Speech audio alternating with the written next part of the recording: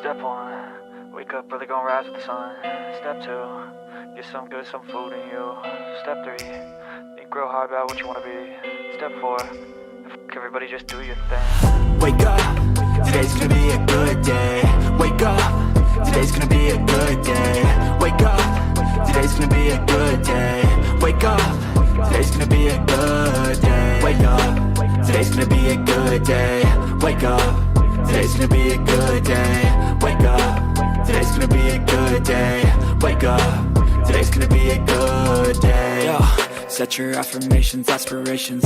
I got shit to do, the aftermath of preparation. Good food, good mood, blood in circulation. One step at a time, yeah, that's how you make it. Set a goal you control and the steps you take them. I try to pick one thought, have some concentration. And if I make a mistake, it's called education. I try to do this every day, call it replication. Wake up, today's gonna be a good day. Wake up, today's gonna be a good day. Wake up, today's gonna be a good day. Wake up, today's gonna be a good day. Wake up, today's gonna be a good day. Wake up, today's gonna be a good day. Wake up, today's gonna be a good day. Wake up, today's gonna be a good day. So life ain't easy, yo, I think there's a reason though. Ups and downs, just like every different season, yo. Sometimes I'm high, other times I'm barely breathing, though. I always gotta fight and hide from the demons, yo. Negative thoughts are poison, they rot. Head full of flies, so here come the clouds. They'll never stop unless I can swap all the bad for the good in my head when I'm lost. Yeah, so I'ma fake it till I make it.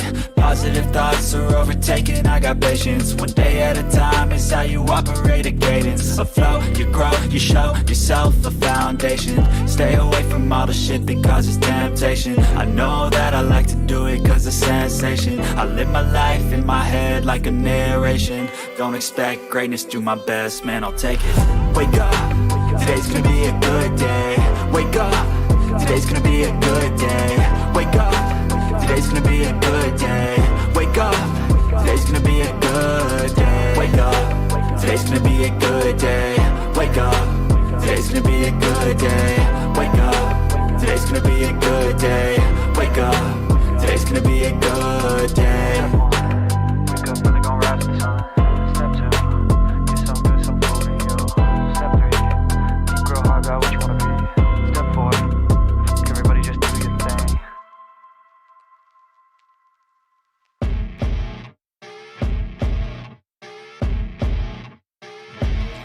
As you wake up in the morning, you want to find the latest, greatest information about criminal cases and have an intuitive conversation about the suspects associated with these cases. Head over to the Bullhorn Betty channel on YouTube.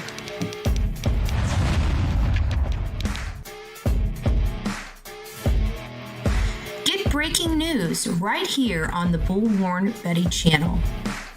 Welcome to the Bullhorn Betty Coffee Club. Enjoy your stay and enjoy your day.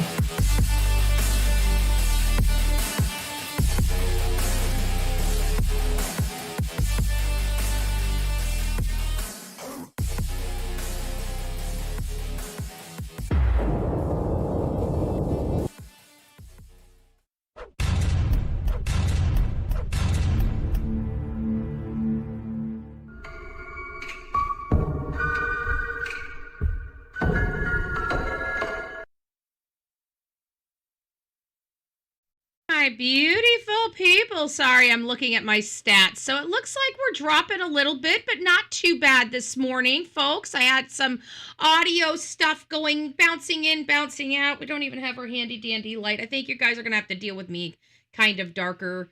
It is quite early. We've been going a little bit earlier this morning, folks. If you are in the vertical mode, you will see breaking news above my head. If you are in the horizontal mode, you will see Lily and Jack Sullivan's timeline. I'm Bullhorn Betty. We're covering the case of Rebecca Park. And actually, you know what? Let me go ahead and get this to breaking news too. So let me put us all on breaking news, and everybody should be pretty happy. Hold on here. Where is it? got too much stuff going. Let me take the background off. There we go. There we go. Hey, Melanie, it's nice to see you. Nice to see you. So it's nice to see you, Eeyore. Denise is coming in. Hobo's mom, it's nice to see you this morning. Eeyore Blues, Sonia, Brown Eyed Girl. Thank you so much for the super stickers. I appreciate it, folks. If you guys would like to participate, TGIF. It's nice to see you this beautiful Friday. I'm feeling a little better. It's still a little tight. I slept with the patch on my shoulder, in between my shoulders, all night last night. Of course, I woke up with it halfway down my back, but the point is that I'm feeling slightly better. I'm hoping everything's, I don't know what's going on with me. It feels like something, like I pulled something when I put up the lights, and it just hasn't quite resolved itself yet. You know, it hasn't fully gone away, and it's been a couple weeks. I haven't been up and down the ladder. I still need to fix the lights and, you know, change out the dead bulbs, but when I started hurting, I figured I might have pushed myself a little too much, and I figured by now it'd all be resolved, because usually it takes about 7 days, you know, very rarely 2 weeks, but we're on our 3rd week and we're still dealing with some not so pleasurable feelings right now in my back. So, Libby, it's nice to see you. Mama, good morning. YouTuber, hello. Tammy, it's nice to see you. Who else? Nicole, it's nice to see you. Good morning, love bug. I hope you're doing well this wonderful morning. Crystal's Crime Conversations, it's nice to have you this morning. I hope you guys are doing well. We're covering the case of Rebecca Park, and we really don't know a whole host about her. Let me see if I can find, where is my timeline? Is my breaking news? There it is. Let me just put breaking news. There we go. So you got breaking news. Okay. So anyways, sorry guys, I wanted to make sure that we were kind of in the same mode this morning, because I've got 3 lives, and so I've already set them up, and I obviously grabbed the Lily and Jack, which Lily and Jack we're going to be talking about around 1 o'clock this morning. Excuse me. 1 o'clock this afternoon. And we also have a show set up. So our show today is, we're doing this one 7 a.m. We've got another one at 3, and we've got another one at 6. So we're going to be hitting Rebecca Park. We're going to be going over Lily and Jack Sullivan, because we have some updated information that we need to share with everybody. And we got some, I've been going back and forth between Sebastian's case, because I've been trying to clear out my phone. And so I carried a lot of information on my phone. I never knew what we were going to be talking about. I would literally go live, pop the phone up, go live. And that's kind of how we just rolled with the Sebastian Rogers case. Well, I don't need all that stuff on my phone.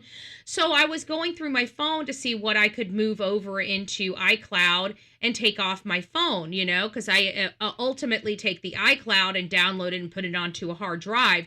So I have a process, you know, we start out with collecting a lot of stuff on the phone. We do a lot of work on the phone. We do a lot of videos from the phone. I only run my live streams from the computer. So all of my work is really done on my cell phone, believe it or not. And, then, you know, my phone gets a little gunky and starts slowing down, so I got to clear it off. Well, I was going back and forth through a lot of the texts that we took pictures of at the beginning of this case, you know, all of these things that were going off at the beginning of the case, and I was reading through it, and I was just like, you know what? I'm basically going back to the very beginning of this case, you know, reading all this stuff to figure out what I need to move over to the iCloud from my phone. And so I'm like, okay, well, we definitely have a show here going back to the beginning of this, because I keep going over this. I'm like, I forgot about that, right? And so I'm thinking to myself, if I forgot about that, well, you guys probably forgot about that. I didn't have any damn lights on in this office. Good gracious. We got the above office. There we go. You guys can see me. Woo, I'm here. Hi. I'm Bull Arm Betty. We covered true crime. We're covering the case of Rebecca Park. However, We've got a lot of shows that are going on today because we have a lot of information that just broke in the last 24 hours, and we got a lot to go over. And these cases, they take hours to go over and to explain and to discuss. So I can't throw them into one show. I tried to. I actually sat this morning and figured out how I could get them incorporated, but we just got too much with the Park case, because we're learning about the Park case. We missed a lot of the interviews at the very beginning with her mother, Courtney, which is now in jail for, basically planning to abduct her own daughter and steal her own grandchild in a very gruesome and brutal manner. And so we're kind of here, and they just left her out there. It sounds like they drove her out to the woods.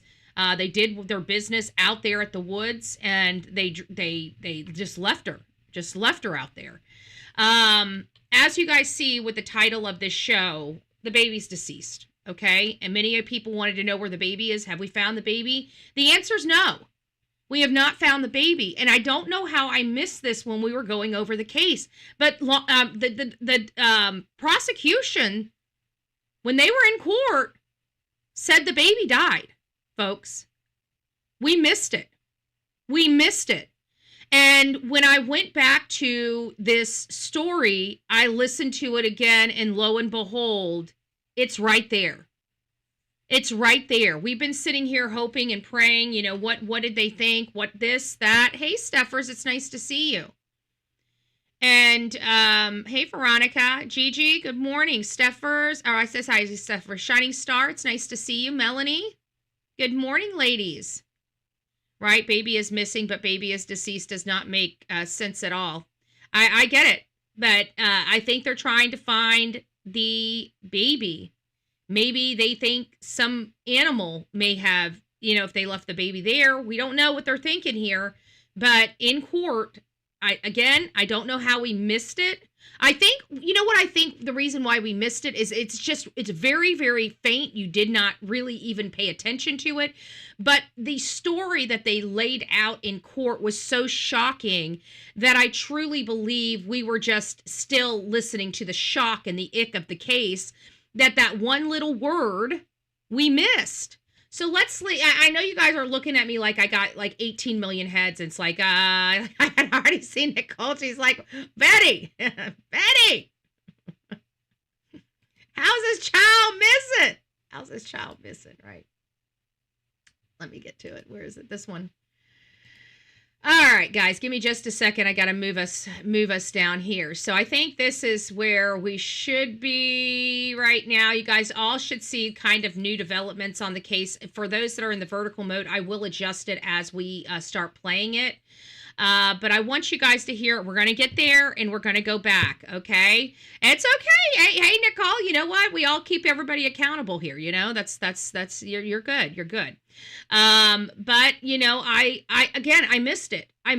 And I was listening to something and it came across. Everybody's been missing it. But it came across and I'm like, and it caught my attention. I'm like, well, right. And yanked the neck right back. Now, my neck is kind of hurting. That just kind of hurt a little bit. I got to be honest with you. But that's okay. Well, it's worth it. It's worth it for the show. So we ended up like, ooh, how did we miss that? So this is breaking news, folks, because nobody's been talking about, yes, we have a missing baby, but they do not believe this baby is alive. And we kind of felt that, but that's still an assumption, right? We can't say that that's fact when we feel it. We kind of feel law enforcement feels that, but until they say it, it's not factual. They've said it. We missed it. This child, this baby, this poor little baby is gone. Okay, and that's what law enforcement believes. That's what the evidence leads to believe. So let me make this. Let me get this to you guys because it's here. Okay, and it's when they describe the stabbing and the removal. Okay. Now, I'm putting this up on the screen. I think you guys, hold on, let me adjust. I need to adjust our poor vertical mode real quick here, folks. So just give me a second so I can make this aesthetically pleasing as possible for our vertical view. Guys, and if you're in vertical, I can't adjust the screen until it starts playing so I can see where we can move it to, okay? So I just scrunched it down as much as possible so you can see as much as possible, but we will go back to the spot. You guys will hear it. I know usually we talk about some stuff and then we get into it, but with this particular, in me coming with such a powerful, breaking news story, because people have been looking for a baby and we've been hopeful that this child is alive. And while I don't want to diminish hope, it just, it does make sense. And even though our hearts want to believe something different, we know our mind is telling us that this child would have been found with grandma if this child was born, and because grandma's the one that removed this child. And we've also thought about, HT or ST, which sounds very barbaric and disgusting, but we live in this world, and you know how barbaric and disgusting humanity can be. I mean, we are on the Bullhorn Betty channel that covers true crime, right? We see the worst of humanity on the show. Okay, and this case is no different. So let's listen to it. I'll stop it when we get there. They brought Rebecca Park to their home. They forced her into a vehicle and took her into the woods, where they stabbed her, forced her to lie on the ground while they cut her baby out of her, ultimately causing her death and the death of the baby. And the death of the baby. We missed it, folks. We missed it. Okay? We missed it. This child is dead. This child is deceased, according to the investigators and according to the prosecutors. Okay? As terrible as this news is, it is real. Okay? Again,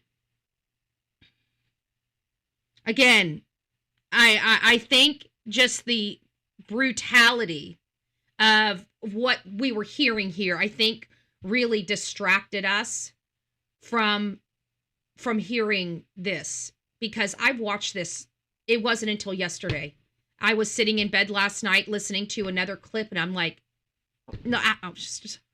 Ouch. I keep doing that. I keep thinking my neck's just fine, but it's not. It's feeling a little better, but I can feel, I don't want to push it too much, okay? But I yanked my neck, proverbially, whatever I'm trying to say here, turn my neck. I couldn't physically turn my neck because I'm in a lot of neck pain, okay? I'm a pain in the neck today. I'm a pain in the neck to my own self today, okay? I'm just saying.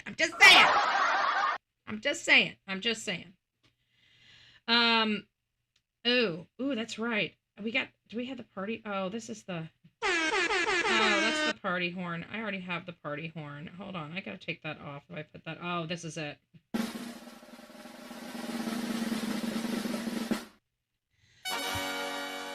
I am trying not to move, but you know what? And as you guys know, I'm sure there's many single women. Raise your hand if you're a single woman and you're in my chat. All right, maybe I shouldn't say single woman. Live alone. You don't necessarily have to be a single woman to live alone, okay? You might be in a relationship, whatever, but you guys live alone, okay? When you got to do shit for yourself, you can't help but to move, okay? It hurts to breathe, okay? 2 days ago, I'm like, don't breathe. Like, the lungs are right there where the pain is, okay? Where the knot is. Did you see the dad is yes, yeah, trust me, we went over there. Did you see the dad is a cousin and has children with the sister and impregnated Rebecca? Like I said, this whole family needs a little Jesus, okay? There's no ifs, ands, or buts about it. They need Jesus.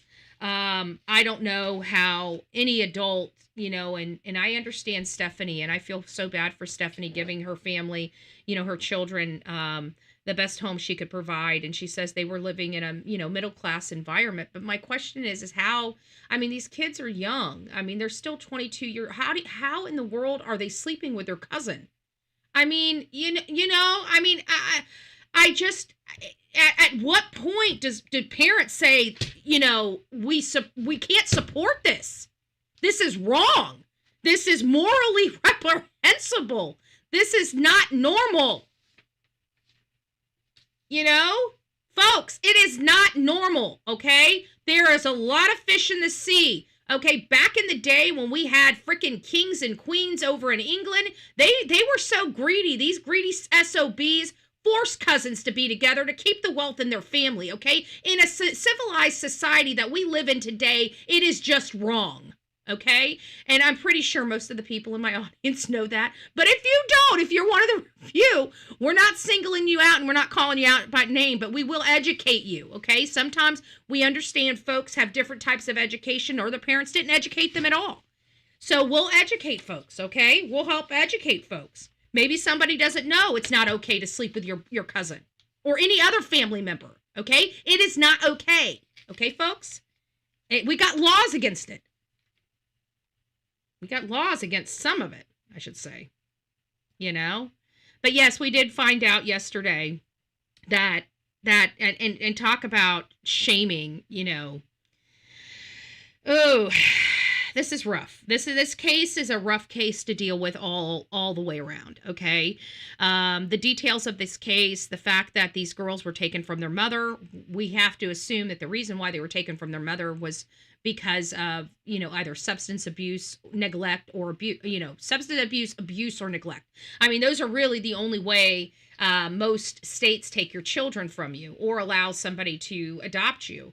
Hey, Tangled Cords, update: 3 of my cousins are high school, but I didn't know they were my cousins after I got out of high school. Just saying, I'm just saying what, in my proudest moments, but I didn't know. Well, that's good to know, but I'm not sure if that would be the case here. You know, when you're in a small town and you got a broken family or you're adopted, I mean, like you're adopted, can you imagine? I'm sure that there is a wild story, like a person being adopted and happens to stumble into a family member and not know it until many years later. Like, you know, you got to provide blood and then you realize, oh my gosh, you're related. Can you imagine? Can you imagine? You know, with this, you know, today, a lot of families, especially back, you know, when my parents were, there was a lot of poor families that couldn't take care of their kids, and states went and took the kids from the parents. They didn't give them money to help support the family like they do today. They took the kids. If you couldn't take care of your kids and they were in squalor, they took them out of your home and put them into somebody else's home. That's just how it worked. That's just how it was. And yeah, sorry, Dan, autocorrect. I dated 3 cousins, but I didn't know they were my cousins. Yeah. Yes, that does happen, brothers and sisters. Seriously. I mean, I'm sure it's very few, maybe like 1 in a million, but I can't imagine like being adopted and not realizing, you know, because you don't know your family. You only know the new family you have, and you've never met this person before in your life, you know? And so you really just don't know. That'd be kind of wild. But I don't think that's the case in this case. We can put like, I mean, that's kind of, you know, stretching it a little bit. Does it happen? I'm sure it does happen. But in this particular matter, did they really not know that that was family? I can't imagine. It seemed like, you know,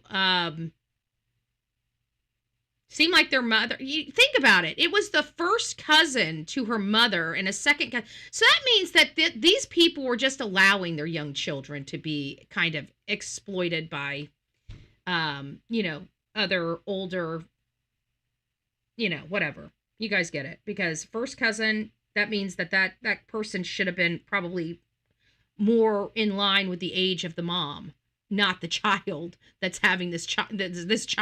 Anyways, I don't want to distract from this case. Yes, we have a very unsavory, immoral makeup here. There's no, but does that equate to somebody losing their life in this magnitude?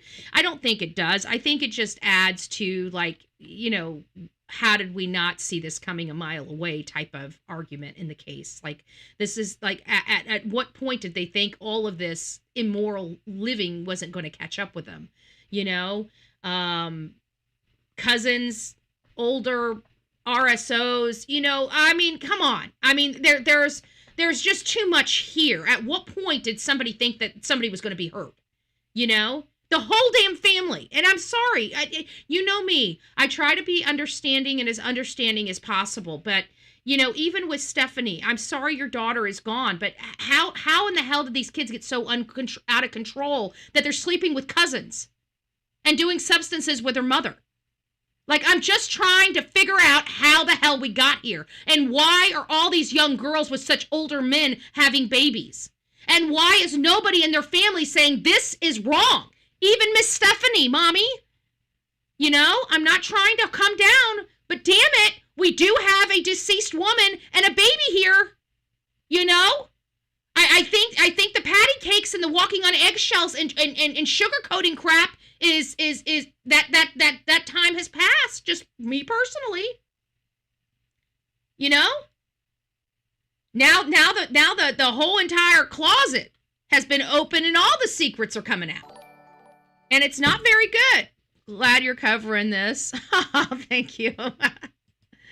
Welcome. We just bring the truth. We don't want to victim shame or victim blame, but I'm sorry. We talk about the truth here. And unfortunately, you know, it seems like there's a little bit of, you know, finger pointing that can go around to a little bit of everybody. I think my message in this family, this entire family, is you all need some Jesus. That's going to be my message to the entire family. Okay, I'm not going to condemn. This is for the entire family. You guys need to learn. You guys need to have a relationship with God. It'll fix 90% of your problems in that family. Okay, you guys have lost your way. I'm going to tell you guys that. If anybody from this family is watching this show, we all have our walk. Okay, my walk isn't pretty. Okay, my walk isn't pretty, but it was my walk. Okay, it made me who I am today. So I'm not going to sit here and judge too much. Okay, I got to judge a little bit because we got a dead 22-year-old and a dead infant. Okay, so we're going to have to judge a little bit. Okay, but my message from this channel to this family is you guys need to have a walk with Jesus. You need to have a talk with Jesus. Okay, Jesus will fix 90% of the problems going on and affecting this family right here. So if you are part of this family and you don't know what to do, it's time for you to start hitting your knees, and in a good way, inside of a church, okay? It's time for you to ask for some forgiveness, all of you. Because the way you are living your life, if nobody has told you it's wrong, here, let Bullhorn Betty tell you, you're living the wrong type of life. All of you. All of you. This family needs Jesus. And if this was okay in this family, this community needs some Jesus. I don't know which it is. But I think we need to be some Jesus and God dealers around here. Okay, when we're touching this story here. So there's all kinds of immorality here. And I my heart bleeds for Stephanie Park, you know, being mom and raising these kids. And I know how hard, because let's face it, right? My mom had to raise me. She's a good woman. And she had a problem child, right? My mama had to deal with raising a problem child. I was absolutely 100% a problem child and turned into a problem adult. Okay? And we had a lot of problems in our family. Okay? And those things affected me in my teenage years as well as my adult years, and affected me, quite frankly, into my 30s before I started making some significant changes in my life. But I can tell you,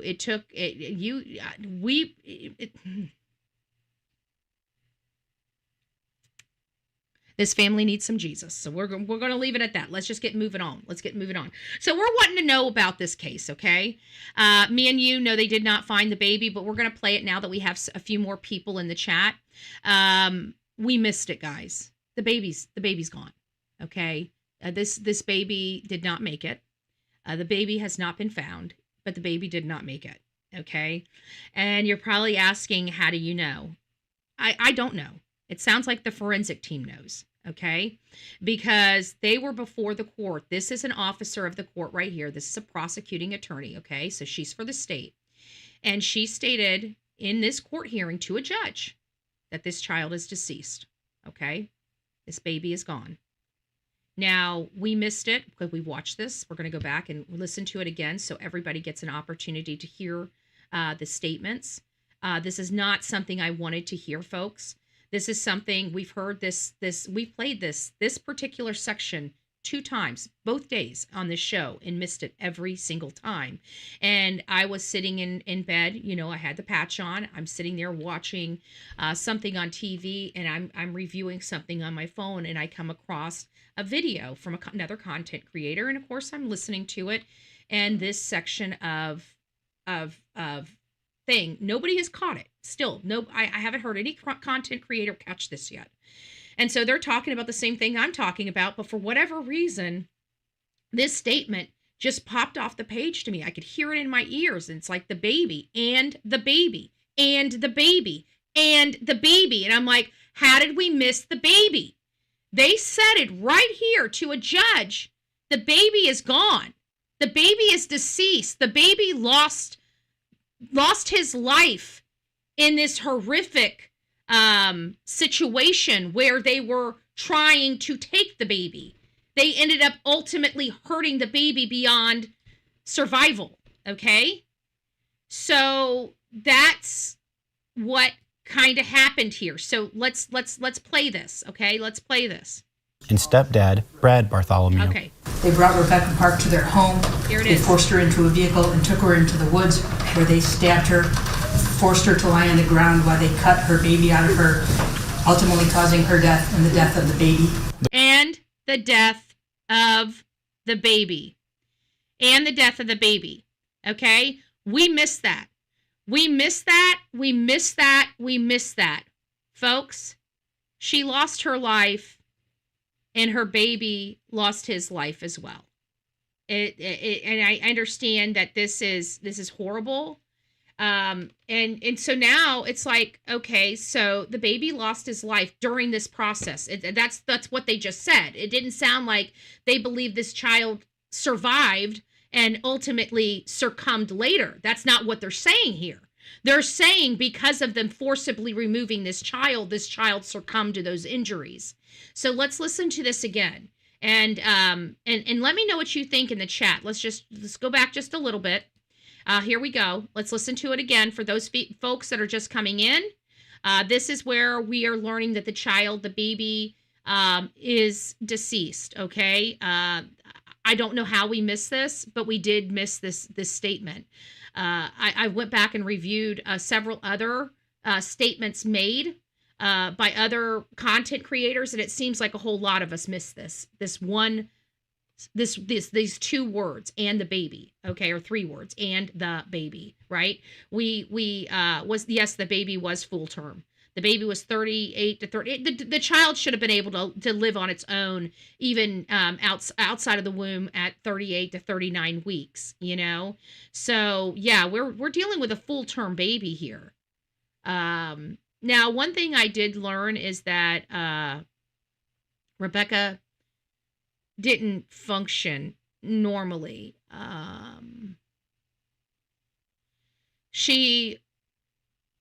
She didn't process information as quickly as a normal person. I had my son at 38 weeks. Yep. So you're talking about pretty much a full-term baby here. Okay. So this child court says a baby is gone. I'm sure they know. Yeah. This story is way deeper. And we missed a lot of other stuff too in some of this. And we're going to be going over it. We got a whole bunch of, somebody sent me a whole bunch of stuff. So KB, I don't want to tell you, dox you or anything, but I just want to thank you personally from me to you for sending me all the information that you sent to me. I did get it. We're going to be going through it and kind of seeing what we can find, if we can find any nugget of information that can help this channel, right? It's hard because we were kind of coming into this. There's been a lot that's moved in this case when we weren't touching it. So we're coming into the case a little bit late, but we're going to be catching up. And you know what? I don't necessarily think that's a bad thing, because one of the things that I find, one of the issues, I should say, that I find is when the cases are moving a mile a minute, they're so fluid, a lot of information is inaccurate.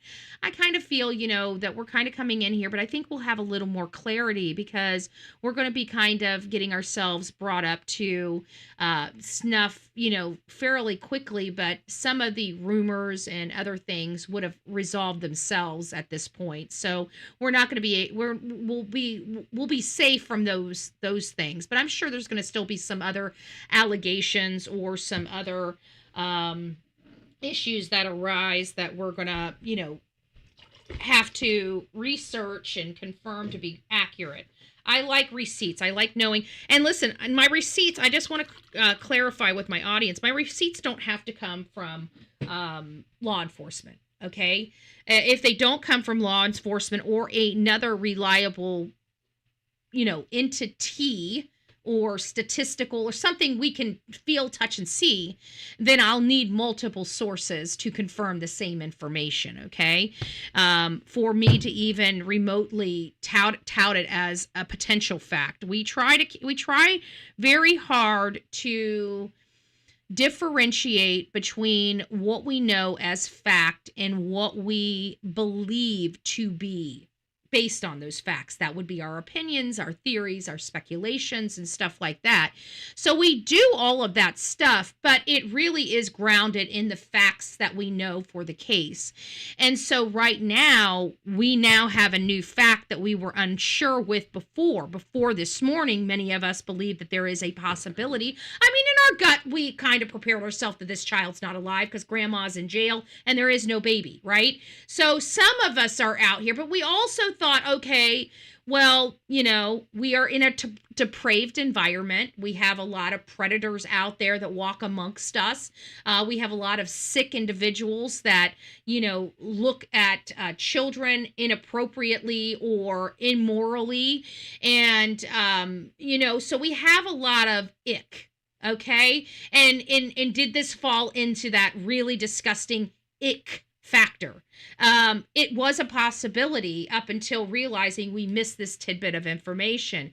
It sounds like this child did not survive this ambush of his mother and this forced delivery of him. It sounds like during that horrific process, they didn't know what the hell they were doing. Why? Because they're not freaking doctors. Did you look at them? They look like idiots. Okay? Plain and simple. Why in the hell? You know how stupid they are? They're so stupid, they think they're smarter than a doctor. They think that doctors don't need really degrees, that it's just a waste of time to go to medical school because any yahoo can do it. That's how stupid these people are. Okay? I just want to put it down just like that.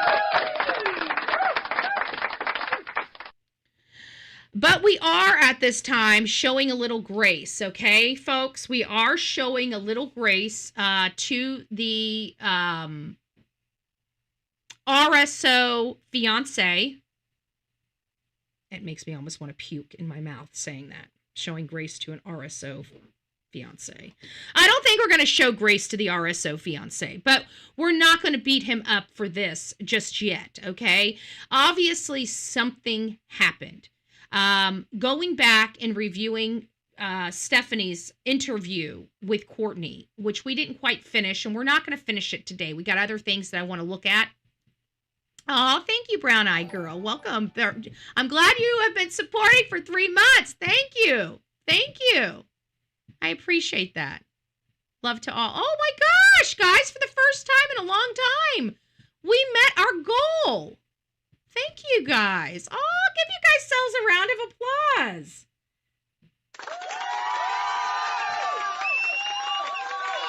TGIF, folks.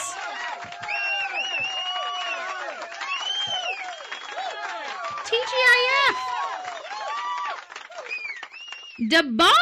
Oh, thank you, Brown Eyed Girl. Brown Eyed Girl gifted a Bullhorn Betty membership. If you received your Bullhorn Betty membership, which it was da boss bish.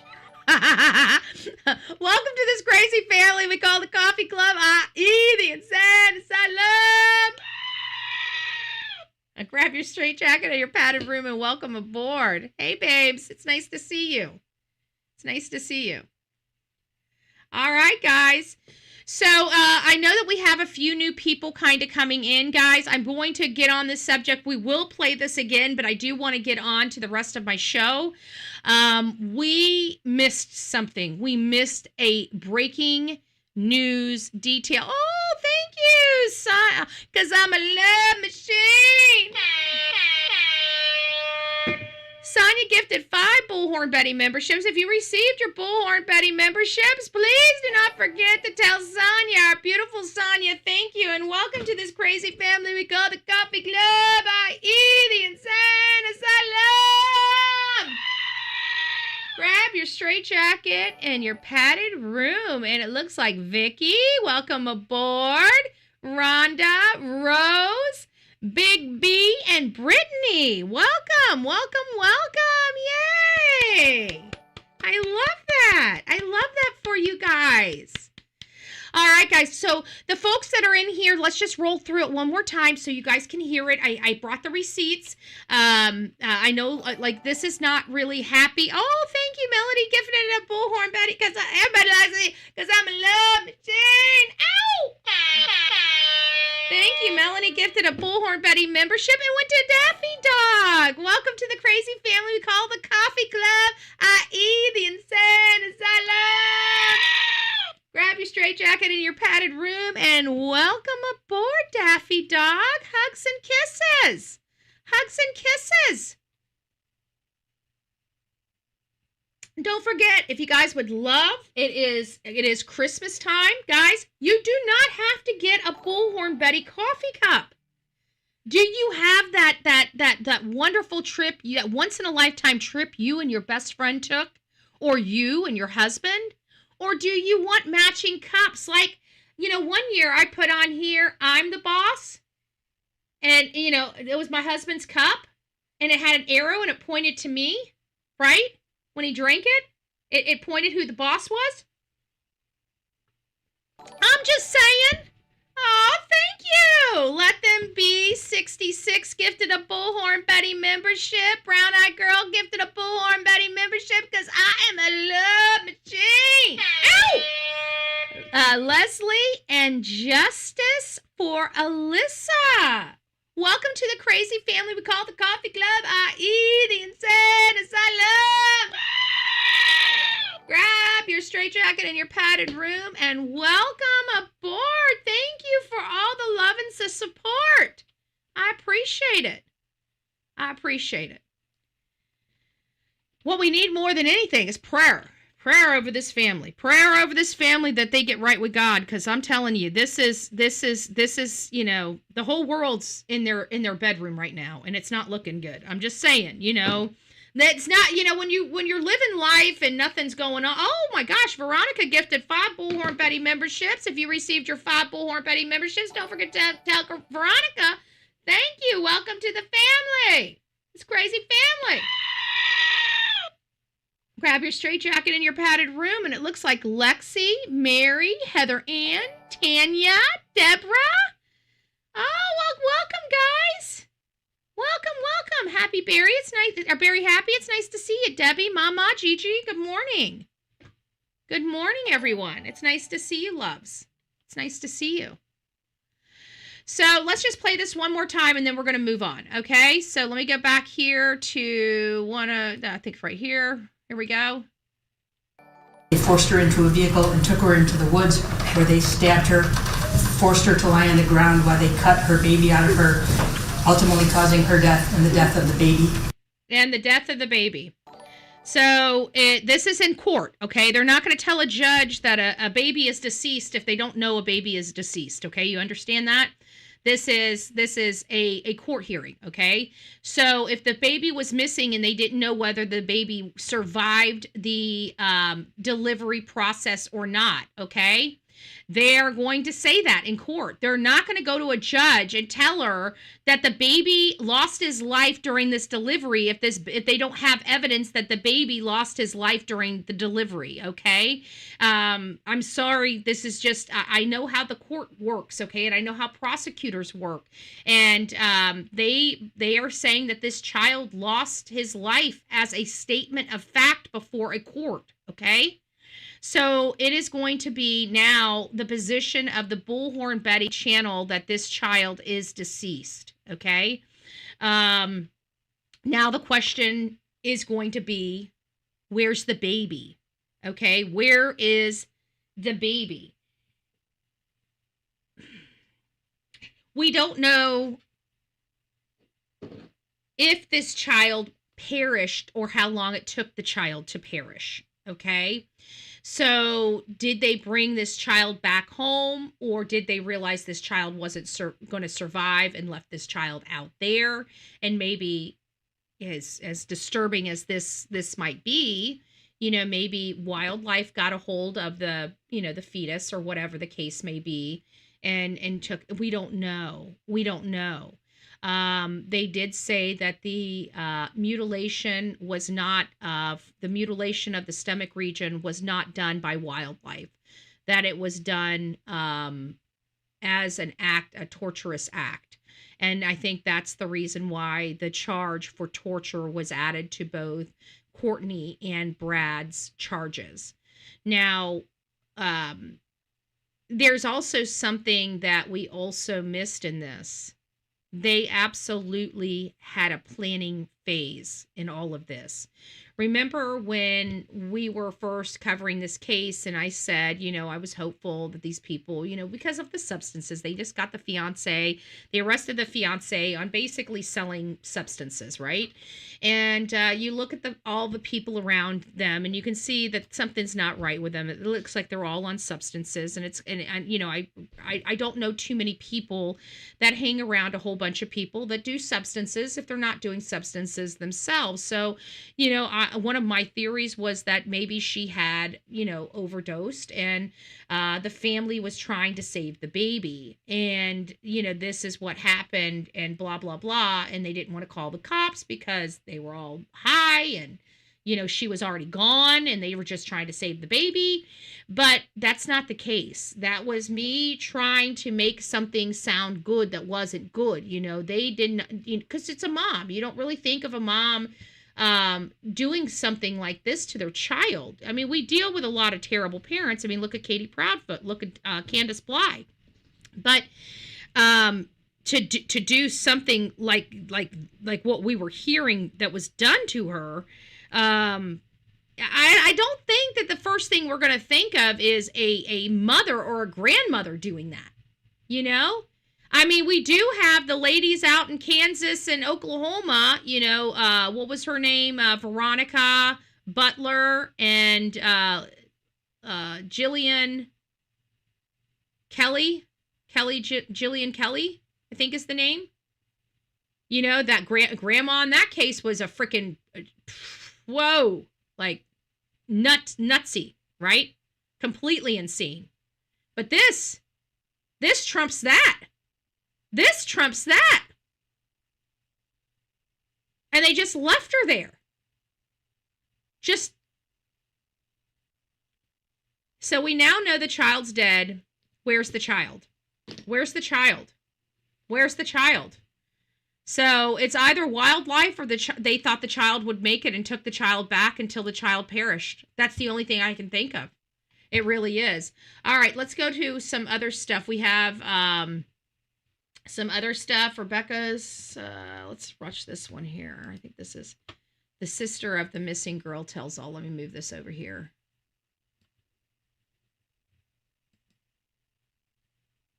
Give it a second. So I think give it a second. So it's very important. Okay.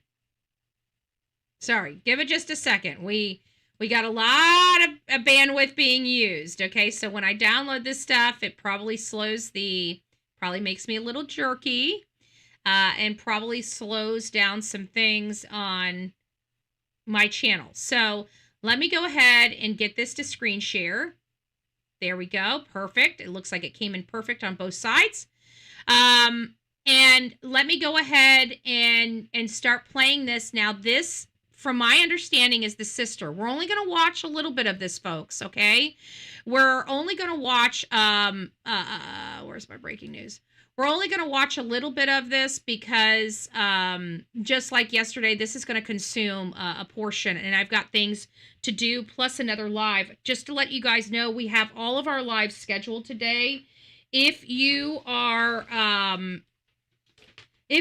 interested, here, let me give you the breakdown of the cases for today.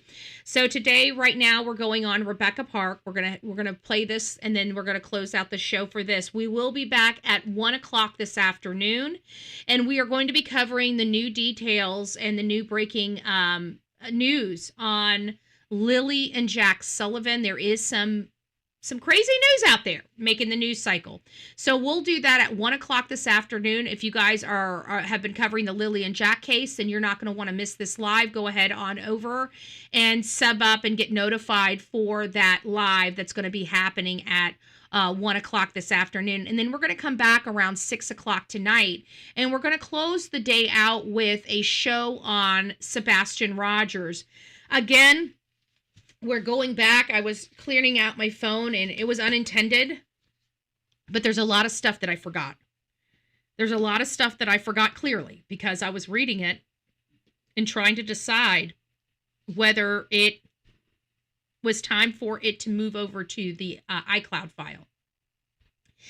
And so my process is with how I do all of my stories is everything's done pretty much on my phone. I do my videos on my phone. I do my research on my phone. I do a lot of stuff. I run the shows from the computers, but I'm always on the go. So I'm always working on my phone. Okay. Because I work nonstop.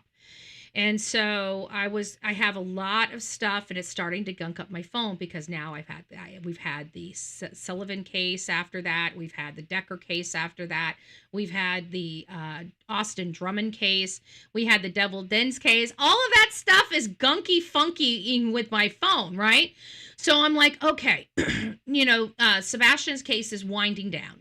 What in this case, because I want some stuff so when I go live, I still have my thumbnails I can put behind me. I have some details, and I want to keep some things on my phone, and some of the unnecessary stuff I want to file in the iCloud file so I can take the iCloud file, download it, and move it over to the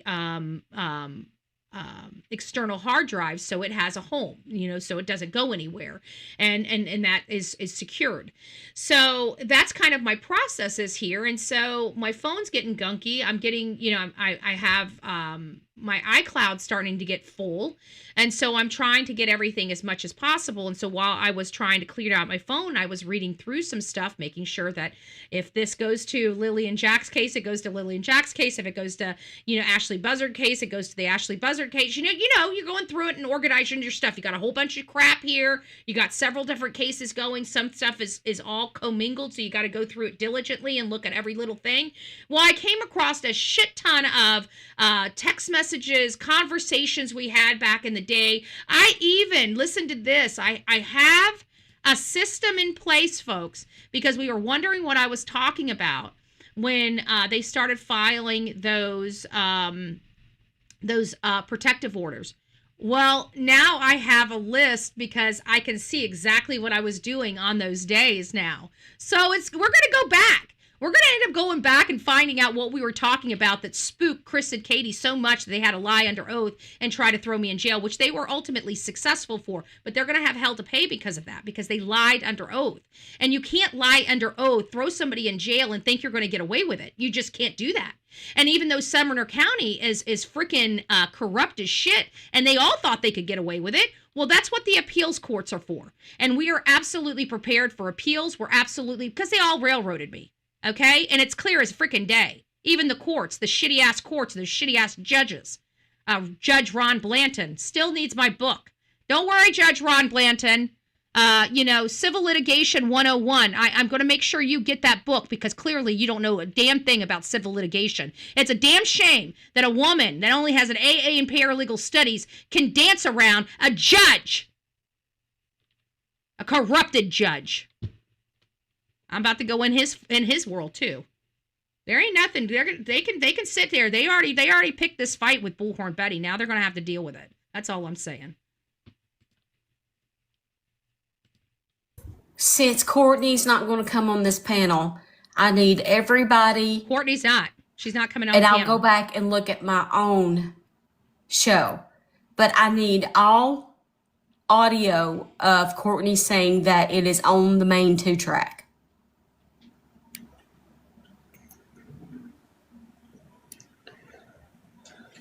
All audio.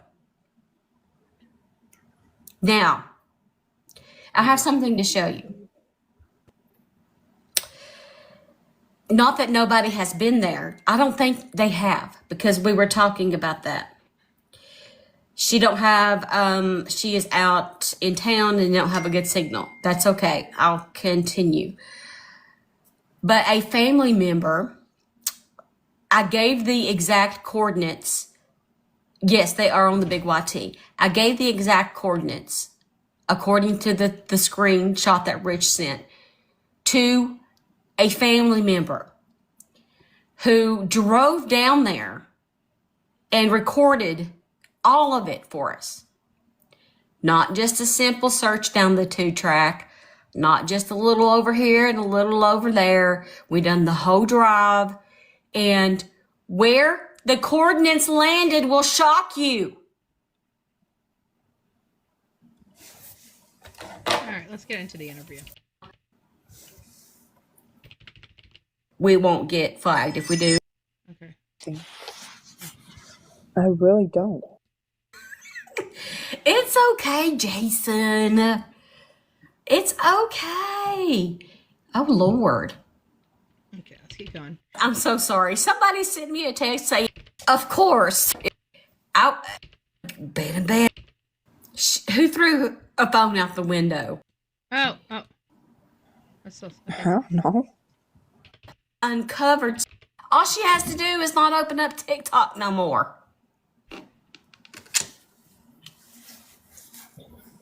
Have I uncovered something, Kimberly?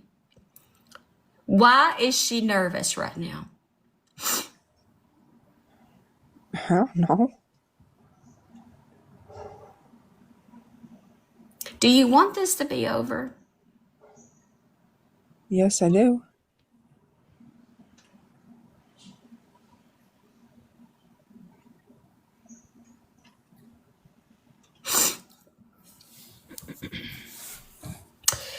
We have 199,000.5 likes. I know tapping is clapping. We're going to get to 200,000 likes pretty quickly. Tapping is clapping. We have 1.4 thousand souls. I like that. I'm gonna steal that from her. Tapping is clapping, folks. So get to tapping. That means hit that thumbs up button on your way in or on your way out. If you're on the virtual, the vertical, the horizontal, doesn't matter. In this room right now, if you are in this room and do not follow me, please do so. It's free to do. Kim, would you be, if I someday, I wish we could get enough viewership on this that Deception Detective would, look at this, because I want to know, does Sis know more? At this point, Sis was released from prison or jail. She's still having the lying to law enforcement and tampering with evidence. Okay? Lying to law enforcement and tampering with evidence, folks. Okay? I would like to know, does she know more? I think it's a legitimate question to want to know whether the sister knows more, because the sister grew up with her. The sister never left her sister's side. Stephanie adopted both children. So my question is why would she lie for her biological mother at the peril of her own sister that she allegedly has a great relationship with, grew up with her? So I don't know. I'd like to know. And I think, I'm not really impressed with how she's talking to Stephanie. Stephanie's asking questions. She's very resistant to the questions. I can already tell she's very, very, I don't trust Kimberly just by how hard she's making Stephanie work for the information. I don't like this. I really don't like this. I'd like to know about Kim. I'd like to know a little more about Kim. But we're not starting out well. I can assure you that we're not starting out well. She might be scared. I get that, but I'm not hearing scared in her voice is the problem.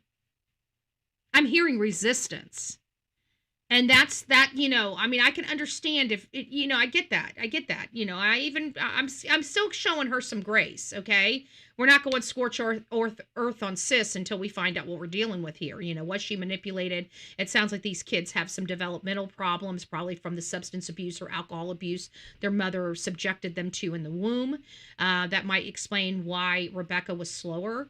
Obviously these children aren't totally upstairs, because I mean, you got kids sleeping with cousins here. I mean, this is not normal. Okay. So people aren't all together upstairs in any of this. Like, we learned that about Rebecca was a little slow and stuff like that. It doesn't mean anything. People live life. Not everybody fires on all cylinders. Okay. That's just reality for life, for the world, right? So some of us are lighter, some of us are darker, some of us are smarter, some of us are dumb as a box of rocks and still have more money than the smartest person in the world. I mean, it's just, this is life. Okay. This is the reality of life. But this, I expect to hear, like scaredness and stuff like that. I'm not hearing that in her voice, though. But we are going to give her a benefit of the doubt, because I'd like to know what we are dealing with. It does seem like even Kimberly, even though she's firing on more cylinders than it sounds like Rebecca was, anybody that's slow or has any type of illness mentally or educationally, not illness, but slow, like some people, there's nothing wrong with they're just uneducated, so there is that.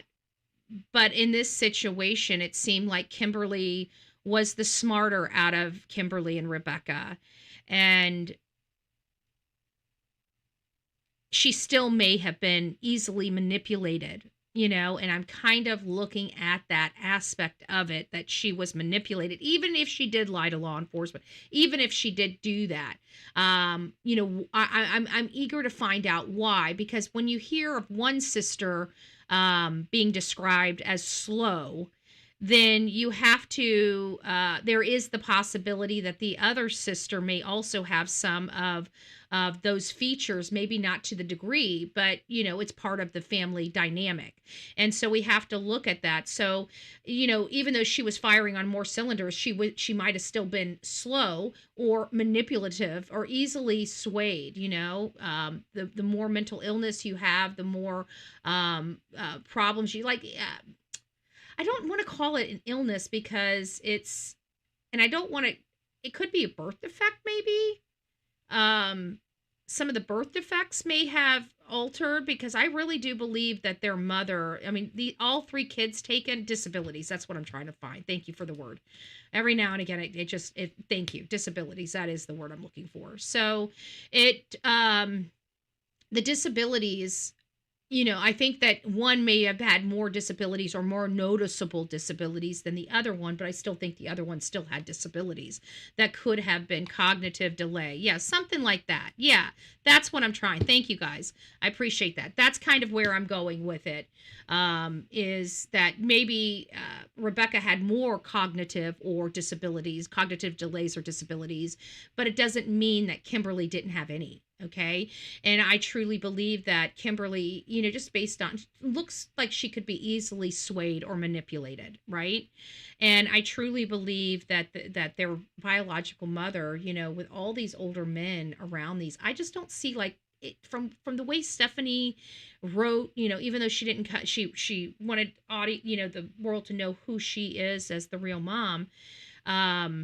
I just don't feel like she did that to her children, that she would have put her children in harm's way with these older men. I feel like the dirtbag in this story has always been their biological mother, and continues to be the problem in the family is their biological mother, And I think the biological mother is the reason why both of these girls don't take care of their own children. Because I know people that have disabilities and cognitive delays that have children, and they still take care of their children. Their children weren't removed, because people with cognitive delays and other things are trained for schedules, and kind of like what we see in say Sebastian's autism, where schedules and routines are supreme. They keep it. It's the glue that keeps everything on track. Hey, Justice Jane, it's nice to see you, love. It's nice to see you. Yeah, if you guys haven't been getting notified, you're gonna have to unsubscribe and resubscribe. We were shadow banned for covering Charlie Kirk's case. And so we went through like 30 days of shadow banning, and I think we're through it now. We've recovered from the shadow banning, but everybody's still having to go out there and fix, unsubscribe, resubscribe, show YouTube that you're a real person. So it's nice to see you too, love. It's nice to see you too. Don't forget to share me around, because we did just come off the shadow ban. So most of our audience that was accustomed to coming here probably just thinks I just moved away. I didn't. I've been here every day. It sucks. But what do? You just work through it. I'm not going to stop working because I only have 36 people in my chat. We still have work to do. It'll work itself out in the end, So that's just kind of how I roll. It's not going to be soon. If your sister hasn't returned back safely, that I could get this story on national news. Your mom won't go on, but would you? Yeah, I would. Okay. Why do you think your mom would say, no, I don't want to do that? Always a red flag. Always a red flag. Always a red flag, folks.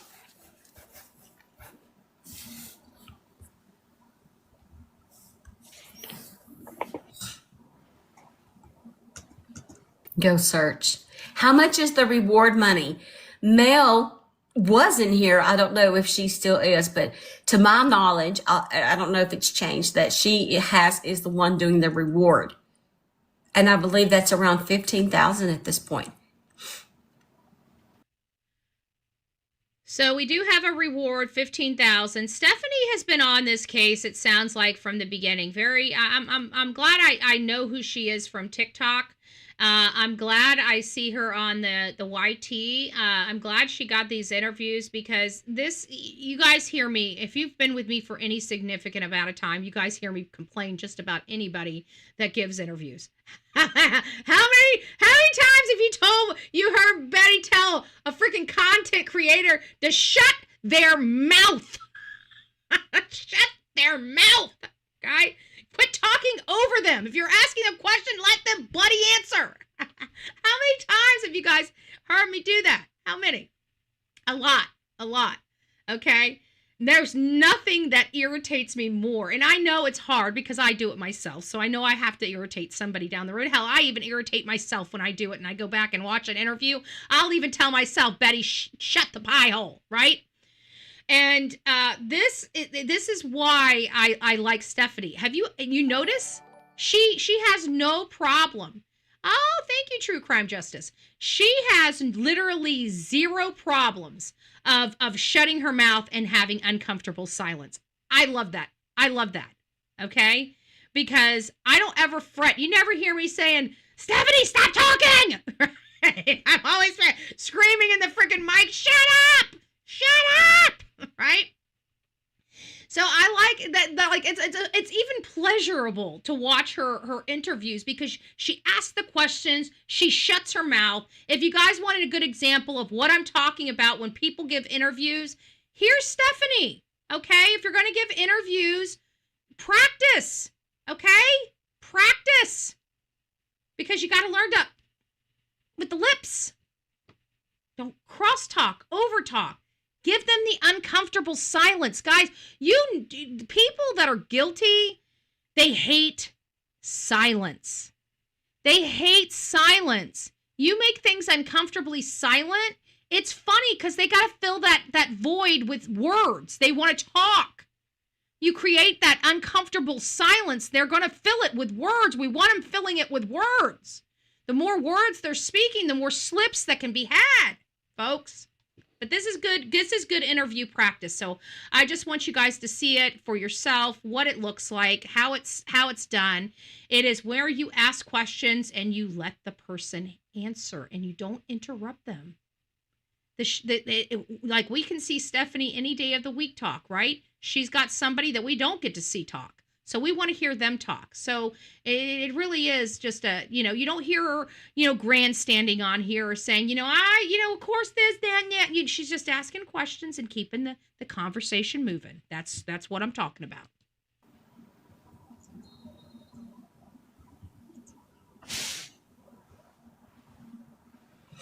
I don't know.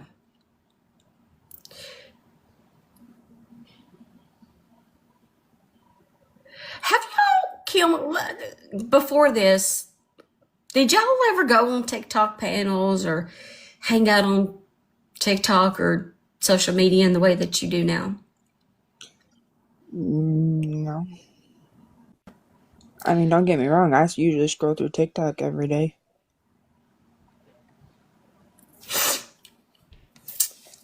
So Sis seems like I don't like Sis's why? attitude. I don't like Sis's attitude. I really don't. So like there Sis's are. attitude. Something's wrong with Sis. I don't like her. I don't like Sis. I would think. I'm sorry, guys. Why reach out? Well, I wouldn't say that your mom reached out. Listen, folks, I'm not trying to be, I'm going to still show this lady grace. Don't misunderstand me, okay? But I don't like Sis. I don't like Sis. I can tell you, I just don't like Sis. Okay, I don't know why I don't like Sis, but just this interaction, there's something she seems smart. She seems like she understands. It was the whole thing about, don't get me wrong, I'm on TikTok and stuff. So she understood the question. She can speak. And she sounds like she knows what she's speaking about. Okay, so we're not dealing with a dummy here. Okay? I don't like Sis. There's something that's not jiving with me with this whole sister thing. I'm not saying she's involved or anything like that. We're going to still show her grace, but there's just something that's not ringing. I'm not feeling I'm not feeling like I should be feeling with Sis. I should be feeling bad for Sis right now. Okay? I should be having more sympathy and wanting to get to the bottom and, screw her mom for trying to set her up feelings. You see what I'm saying? I'm not getting those feelings in this conversation. I'm not getting that at all. I'm getting, I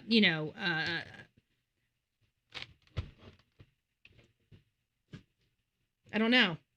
I'm not getting I'm not feeling what I should be feeling in this interview. Okay. I'm just telling you straight up. We've been doing this a long time. This is not, I get the same. It's not vibing. I think that's the best word. I'm not vibing with this whole thing with Sis. Sis is not coming across well in this. I'm just letting you know. Out for help. But maybe clearly, maybe she didn't know. Want the national exposure because somebody somewhere saw something. But then she's mad. I mean, I know I'm asking you, and you can't answer for her because you're not her, you two different people. I just can't rack my brain. Why? Do you see how? Okay. Let's take this back just a little bit. Okay, we're gonna take this back just a little. Let's roll it on back. Let's roll it on back. Okay, folks, we have an issue here because you've got a Chris Proudfoot. We identified the behavior of Courtney as that of Chris Proudfoot. Okay, the behavior, the attitude, the appearance of wanting help, but really doing everything you can to thwart the help that you're getting. We identified that in the interview that we were reviewing with Stephanie just yesterday. Okay. And I started pointing out, I said, as we were watching it together, we were watching it for the first time together, at least most of us were. Maybe some of you guys had seen it previously, but for most of us, we were watching it for the first time. And I remember stopping it and saying, we know the outcome, so it's kind of hard, for me to say, oh, I believe that this would have happened because of this, right? We know the outcome because mom's already in jail. So I'm like, this is where, and I stopped everything. I said, this is where I would have started changing and already start identifying that she's deceased. This is where my position on this case would have changed. And I said, but I don't expect you guys to believe it because we are already there. I said, let's see if Stephanie picks up on it. And she did. So even she, while she was giving this interview with the mother, Courtney, she was picking up on this because literally in what was it? 23 minutes, I think is what we said. 20 something minutes. Let's not do the 23, 20 plus minutes. I know it was more than 20 minutes into this interview. Okay. Oops, I got to sneeze. Give me a second.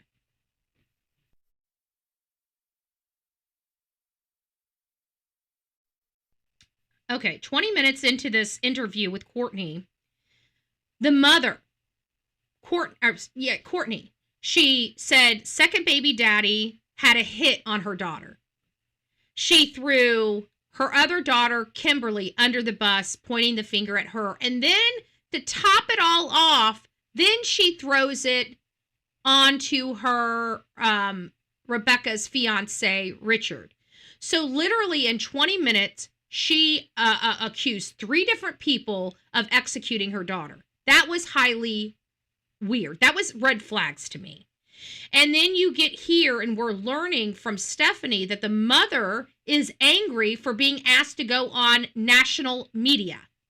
So bio mom wants no media attention for her missing child. That would have been the nail in the coffin for me. I would have been in front of this woman's house protesting like there is no tomorrow. Okay? Because that would have been the nail in the coffin. That would have told me everything that I needed to know about this woman. And why am I saying that? And why do you think I jumped on Chris and Katie's shit so soon in the case? By the 18th of March, I knew that they were responsible for most likely the death of Sebastian Rogers, and I absolutely believed Chris was the one that covered up the crime and is helping Katie avoid her accountability and transparency of what she did. Okay? It was because he was out here doing this same thing that this mother is doing, this Courtney Bartholomew, where she's sitting there begging for help but not really wanting the help. And anybody that comes with the help or comes up there to ask her to do this or do that, she's angry. Who the hell gets angry when you have all of these resources? Do you understand? Let me put this in perspective for my audience and the people around the world that may come here. First of all, it is very hard. We have hundreds of cases every single day. Hundreds. All over this country. Just in the United States of America alone, hundreds of cases. Missing children, missing families. Do you know those families would want just one moment to be caught up in social media, to go viral on social media, to get that national attention? Do you know how many families around this country don't get that opportunity? Their case never makes it to our shows? Do you understand how many families that would love the attention this case is getting? And they go without any help. Without any help. And when a case gets here and you've got a family member that refuses to even help and gets angry with the help of bringing it to this moment, to make it trend, to go viral, to really give it an opportunity of finding out what truly happened, and you give the middle finger to the true crime genre and community, that is the biggest red flag of them all. That is why we knew Chris and Katie were responsible. Because nobody gets opportunities like this and squanders them unless they are responsible for why we are here. That is the biggest telltale of them all, is not wanting to take the hand, the gift that you have been given. Because there are hundreds, if not thousands, of families that wish they had the opportunity that this mother had. This Courtney had at this moment to have this case go viral, to get national attention. There are thousands of families across this country that wish they had 5 minutes of what Courtney has. 5 minutes. So when you guys come here and say, Betty, you're jumping to conclusions. Well, we might be jumping to conclusions, but it's on years and years of experiences just like this. Okay? Because most families that have an opportunity like this, they don't squander it. They have every opportunity to put their child in a camera and to show their faces, and they take it. And they take it. And they take it. So why in the world would anybody be angry when you get them to national news? Chris was angry. This lady is angry. Don Wells and Candace, well, they just think it's drama. You see? That's how we know which parents are guilty and which ones aren't. It's not rocket science. It's just observation and common sense.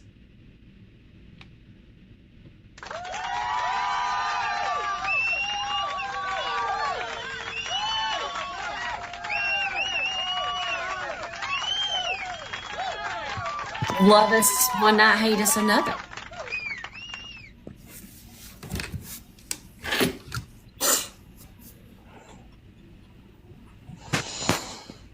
I Sis can't. ain't vibing with me. Sis is not Were vibing. you raised by your mom? I was raised by my foster parents, my adopted parents. When had you always had contact with your mom growing up? The bio mom? No. No. When did that contact begin? When I was 17. And from what I've been told, that she wasn't supposed to have contact till the youngest was of 18. Wow. So she said something here. Does that mean because 17 and hearing that her cousin had her and all these older men had her, I believe that her mom got in contact with her. I wonder how much money her mom made off of her and her not even know it. I'm sorry. I'm going to ask those questions. Because it seemed like she had a normal life until her mother came back in her life at 17 years old, and now all of a sudden she's with her cousin? Cut it out. Did she reach out for contact with you or vice versa? She reached out for contact with me. She was the one that initially started this whole conversation. Wow. See? Why? What was the motivation? Bounty? What was the motivation of her mother reaching out to her? What was, you know what? We hear about this stuff all the time, folks. What was her mom's motivation to reaching out to her when she wasn't supposed to be reaching out to her? And you're telling me now she's got babies with her cousin? On her mama's side? Her bio mama's side?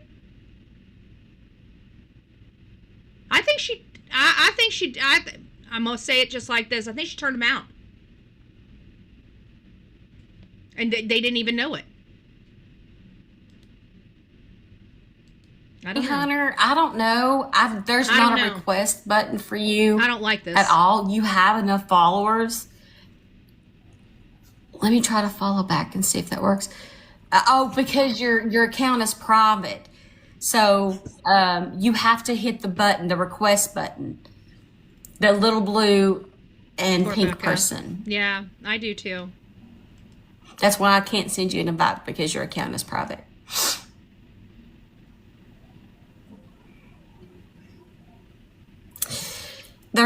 Do you understand that if you know anything, I'm not accusing you at all, but if you know anything at all, and you're not giving it to the police, that you could be charged with accessory after the fact? Wow, she's hitting her hard. Good.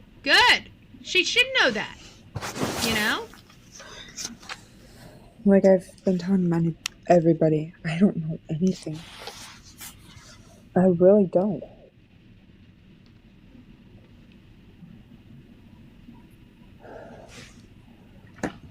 That's the first time I heard her seem emotional, and I want to hear that again. Let's listen to that again.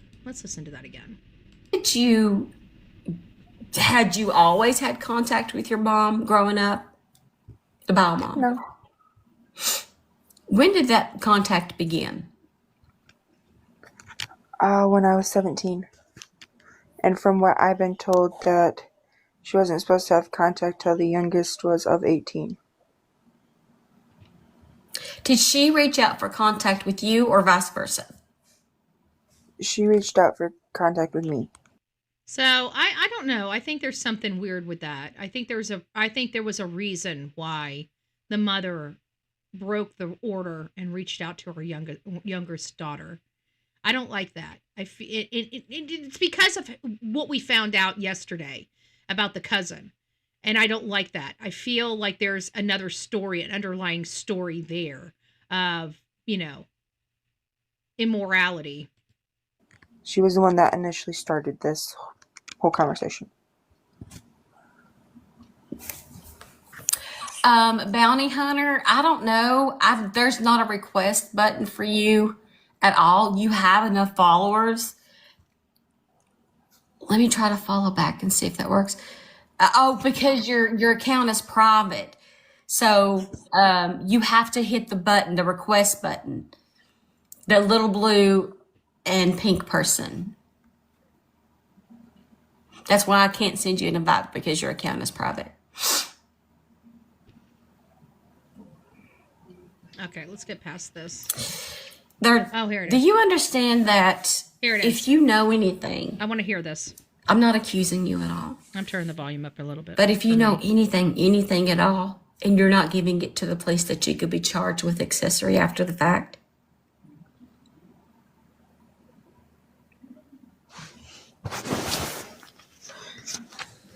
Like I've been telling everybody, I don't know anything. I really don't. I don't know if I believe her. I thought I was going to believe her after I turned it up and re-listened to it, but I thought it was, I thought I was going to hear.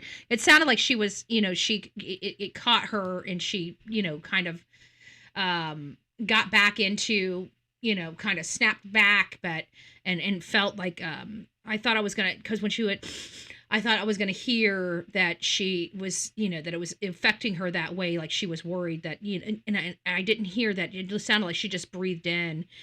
So I thought it sounded more sincere, but when I listened, I have a way of turning it up on my end. I don't think it really turns it up on your end. I think it's just for my headphones, and I listened to it a little bit closer, and it's not what I thought it was. So I'm not convinced that she doesn't know anything. I'm sorry. I'm just not. I'm not there yet. I'm not there yet, but I'm still not past the manipulative part, and that's the reason why we're showing this lady grace, right? Kimberly, we're showing grace because we believe she was manipulated by her mom. Now, that may not be the truth, right? That's just where we're starting. We're not going to start in she's a piece of garbage sister. We're going to start down here, and we're going to, if she becomes a piece of garbage sister, well, we'll make sure that that's well known here on the Bullhorn Betty channel. But until we get there, she's down here, okay? We still have a lot of questions where it comes to Kimberly and what her involvement is in this, in her sister's homicide, okay? Or what she knew, or when she knew it.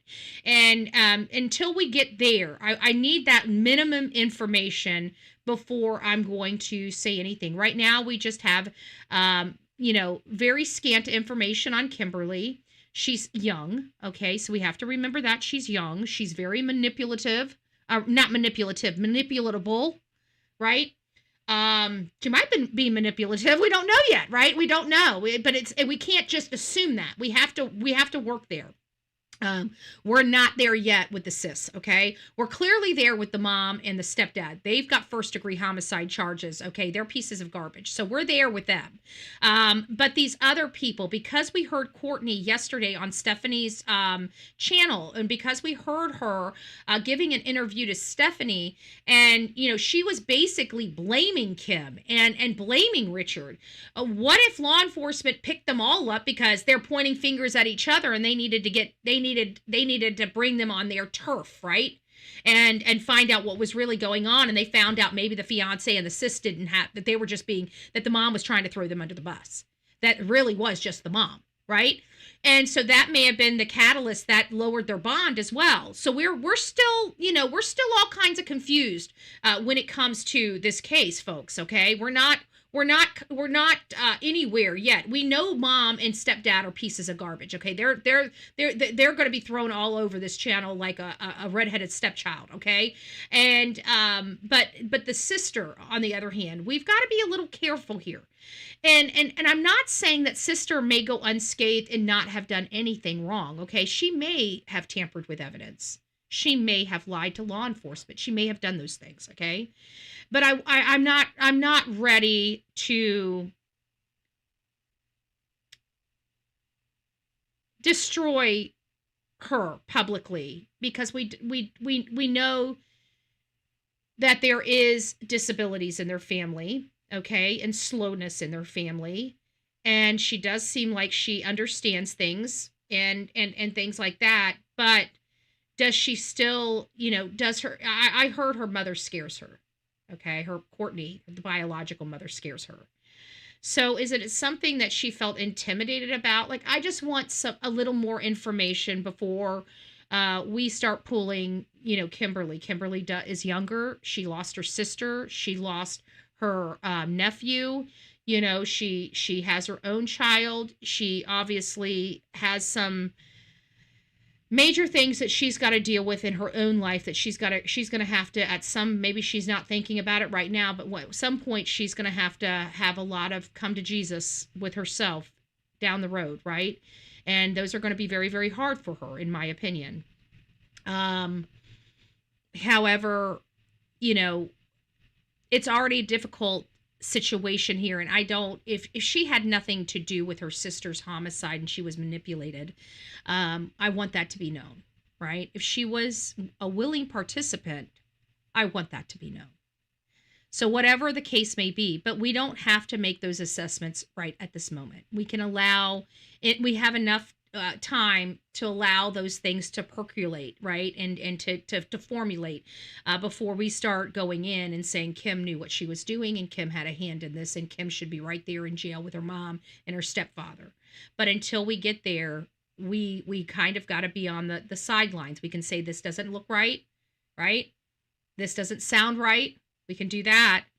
But we can't really, say that because we don't know. And right now, I'm not convinced she did have any part in this. That's why I'm not convinced she had any part in this. I'm just not convinced. I've got to have a little more information. So Courtney threatened Kim and her daughter.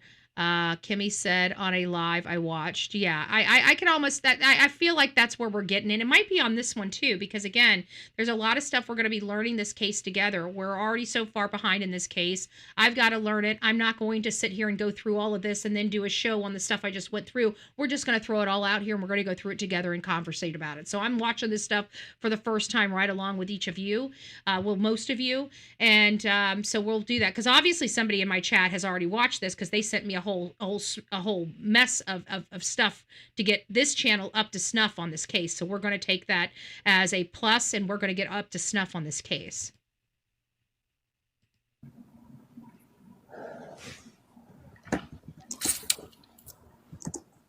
There we go. I think it's going to work now. Hello. Hello.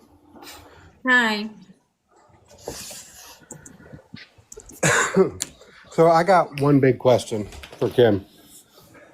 I'm sure you remember who I am. I was the one that your mom keeps referring to as a recovery team that was standing in the front or your guys' living room.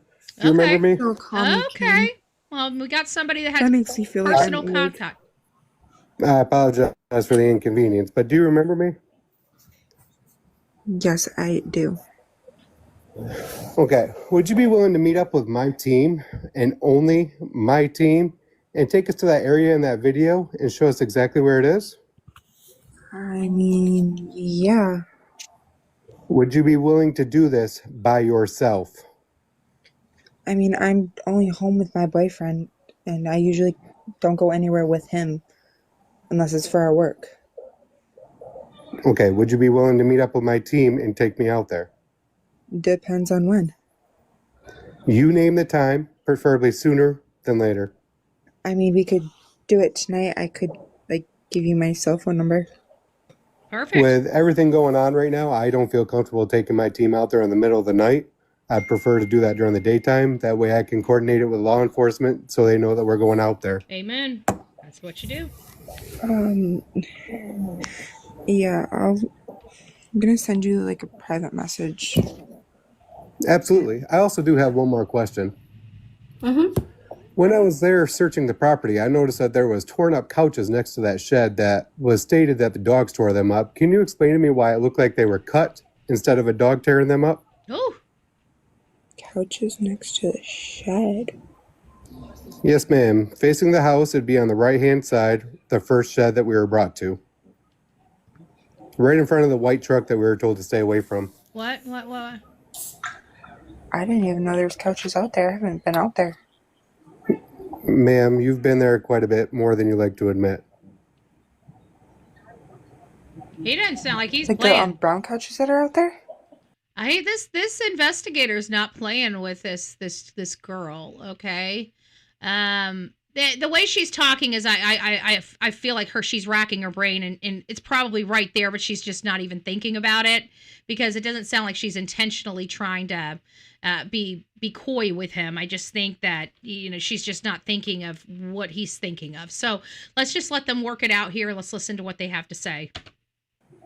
Oh, absolutely. You all of a sudden remember them, huh? Okay. Like the brown couches that are out there? Oh, absolutely. You all of a sudden remember them, huh? Wow, he's being a little like, that's not how Those you have really. been there for quite a while. This is my problem, is like, even with investigation, you can't be hot-headed like that. Okay, you got to be a Stephanie. Okay, you really, really, really do. Okay, when you're dealing with a situation like this, I'm telling you, just from my personal experience, it does me no good to be a hothead and be an asshole. Okay, in situations where I'm spending my time, my money, and trying to get work done, physical labor done. In all honesty, I don't have time to be an asshole. I've got, I need to know questions and stuff like that. But I think this is it's a little extra for me. I don't think it does. If it helped, or it would apply pressure to get something out, maybe get a little rougher. But I'm just I don't know if this approach, just me personally, if this approach is, I know you guys see me and I'm a spaz like sometimes on here, and I know that when I come here and I bang my hands out, I get loud and I start screaming, right? You guys think I'm like that? I take these people and start smacking. I get them and I just like, give me that damn truth, right? Well, it's not like that. Okay, it's not like that. That's not how we work. Just in case you wonder how we work, we don't work like that out in the field. Okay, we actually we take a different approach. Do we get a little rougher when we need to? Yeah, you guys know me. I have no problem being an asshole. I have no problem being an embarrassment or a spectacle. Okay, I have no problems doing a lot of things. But I don't know if this approach, like, I'm a strategic person, right? So I try to figure out what I think is going to get me where I need to go, right? So sometimes strategy just might be mad dogging it. Sometimes strategy might just be showing up, but just saying, hey, how you doing? Or going in and just make somebody shake in their boots a little. Just go knock on the door and say, hey, I'm Andra, I'm with the Bullhorn Betty channel. Can you explain to me this? Maybe it's just something like that. Maybe it's just, putting a camera up across the street with a sign, right? But it depends what approach I'm going. But going into this and being so, not knowing what really happened, but not trusting anybody, I'm not sure this would, just for me personally, I'm sure it's working for him. So I don't want to take something that works for him. Maybe he's already just dealt with her enough and he's just sick of her shit. And that's why he's just like, we don't know, right? But I haven't had any conversations with Kim, so, my initial approach would not be this. But, that's an assumption on Betty, right? I'm assuming this is his initial approach, but it doesn't sound like this is his initial approach. This sounds like he's already been dealing with this case for a little minute at a time. He's talking about being at her house, being in the living room, and asking questions. And he's obviously doesn't believe anybody in this family. So something is vibing with everybody. Like, we can tell by Stephanie, she's not really vibing with the mom, and she's already getting the red flags that we're seeing. Why is she upset that we're trying to get this into national news? Why is she always trying to get the investigators out of the case? Remember, she was trying to blame her daughter Kim as the reason why these investigators here decided they didn't want to work the case anymore. And so it sounds like maybe these investigators are just sick of all of them. Maybe that's why he's just sick of dealing with them, right? And he just wants them to know, listen, I need this information. You're not giving giving me this information. I need this, and this. Explain this to me. Explain this to me. Explain this to me. Because she's talking about handing him her phone number, right? So that means he doesn't have her phone number. So that means he hasn't been able to communicate with her. So she's not being a cooperating or willing participant in his investigation from where I'm sitting. And maybe that's a red flag to him. And that's maybe why he's a little manhandling her a little bit. You know, maybe because I mean, I'm a female. I say manhandling, you know, not that physically. I'm not going to say woman handling him, okay? We're going to say manhandling him for men and women, okay? So he's manhandling her, but not just a proverbial manhandle, okay? Not, you know, he's not tossing her around the room, okay, or smacking her in her face. But he is kind of getting up in her face, you know, through the phone, okay? As far as I know. When me and my As far daughter as you were know. Let's go back. Oh, absolutely. You all of a sudden remember them, huh? those have been there for quite a while, as far as I know. When me and As my far daughter as were you there know, back in January. Can you let me know then why I have pictures from October 27th of those couches being in the house? Oh! And also a chair in the house as well. That chair is also located next to the shed.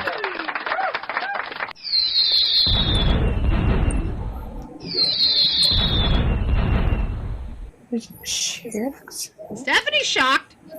Okay, now I'm confused. Okay. Last time I knew there was a brown couch All out of a there by sudden, the somebody's shed where me and coughing. All of a sudden, somebody starts coughing. What are you, choking on the spit? I mean, what the hell's going on here? Okay, let's go back. Hold on a second. Let's go back because something's going on here. What? He just caught. Listen, I'm sorry. I ain't jiving with the sister folks. I'm telling you guys that. I have not watched this, but now I'm trusting my gut on a lot of this stuff. But I'm not really jiving with the sis. Okay, I'm not jiving with her. Something ain't right. Now, how much does she know? How much did she lie about? How much is she covering for her real ma? You know, I don't know. But it first of all, now I'm kind of seeing why he's taking the approach. He doesn't believe her. Okay, that's, again, I didn't want to judge, but, you know, I don't know if that would be my first approach. It doesn't sound like this is his first approach. But he's got photos of those couches being inside their home October, less than a month ago. And they're outside, sliced and diced.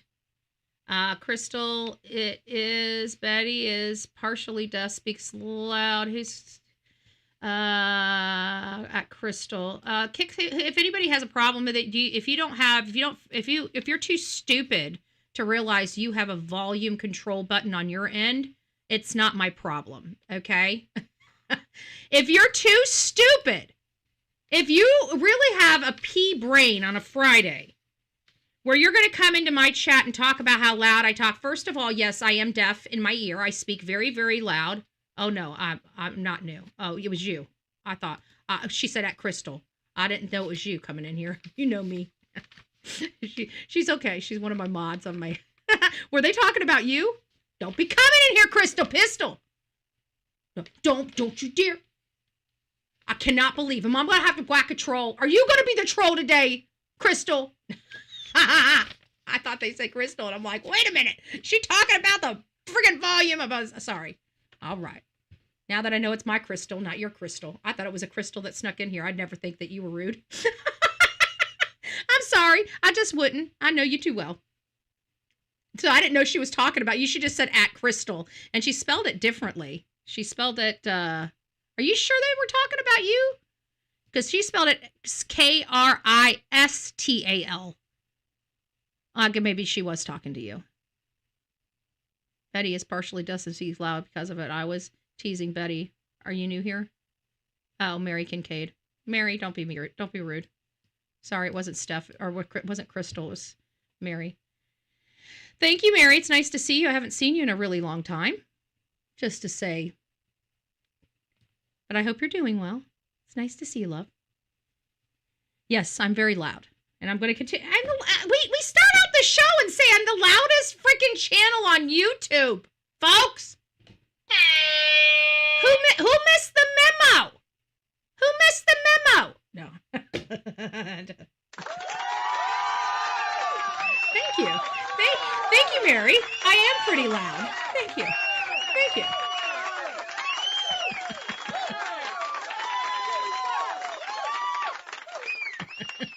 I am loud. Mary knows I'm loud. I blow her eardrums out every time she comes here. She can only deal with me once a year. No, I'm just joking.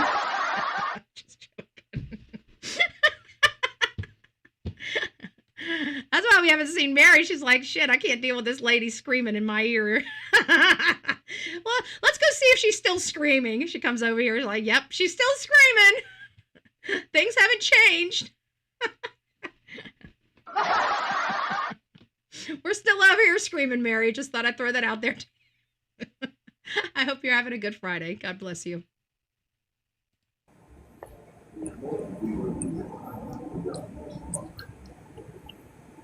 There's a sheriff's book. Okay, now I'm confused. Last time I knew there was a brown couch out there by the shed when me and my daughter were there back in January. Hey, while you're at it, tell Trust I said hi. Okay, let's go back. We were kind of distracted a little bit. Stephanie's face is killing me here. She's just got her mouth open.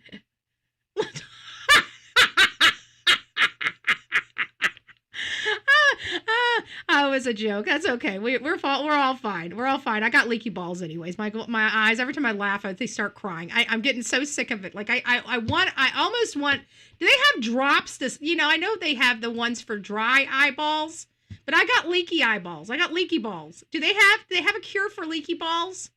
Because I need some eye drops because literally, look at that. Every time I laugh, look at that. Every time I laugh, it's just,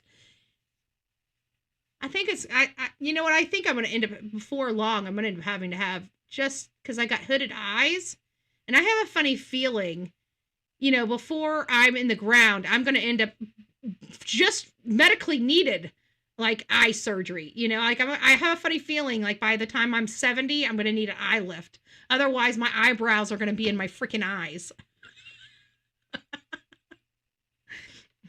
I have some Asian descent in me, okay? It doesn't make for good eyeballs. I'm just saying. Hey, Skylar, it's nice to see you. Ruby, very happy. Yeah, we're all a little deaf. Don't worry about it. So I think that what we could probably do, I almost want to. I'm gonna have to reach out to Stephanie. She's probably gonna tell me I can't do this, but I'll have to ask her permission because I'm gonna have to take all of her facial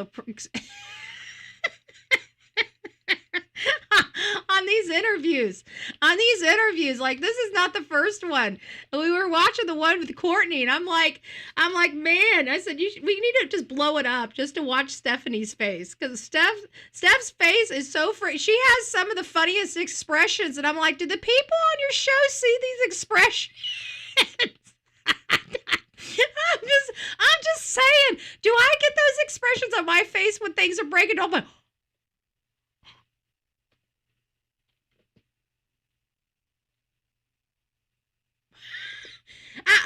I would just like to know. Because it's been a while since we've done an interview. I'm just saying. What? Vibe with my tribe. It's nice to see you. Well, that chair is also located next to the shed. Look at her. I'm sorry. She's funny. Sheriff's book. Okay, now I'm confused. Last time I knew there was a brown couch Sounds out there like by the somebody's shed when smoking me and out. my daughter were there back in January. Hey, while you're at it, tell Trust I said hi. He's a little snarky. Is that Trust in God in the background we just heard? Brendan? No, that's my old man. Brendan, the one that you went to dinner with 2 nights ago, right?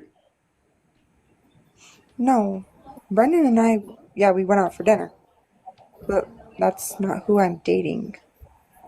That was my boyfriend, Matthew Burns. Damn, she got a lot of Do you men make a there. common occurrence of taking random guys out to dinner when you're with an old man? No, we were bringing my old man back food too. He gave me doesn't money even to go say- get Burger King. I'm sorry. Listen, folks. Listen. I know this guy he's a pretty arrogant. He's rubbing me the wrong way too. We can tell his personality type really, really well, right? We can We can pretty much identify his personality type very well. But he's an investigator, hey, you know, so he's got a job to do. He does have a decent personality for the job, and take no shit and be condescending and disrespectful. I mean, you know, if that's the angle you're going for, he's doing a great job. He's doing a great job. Just not my approach. I don't know if this would be my approach. It might be. It might be. I will be honest with you. It could very well be my approach, depending on what my past, you know, communications with him. Because I can tell you my approach with Don Wells. It's kind of manhandling that guy too. Okay, I will be honest with you. I do it with a little more spunk and a little more professionalism. Like I'm happy while I'm telling him I don't believe shit he's saying. Right?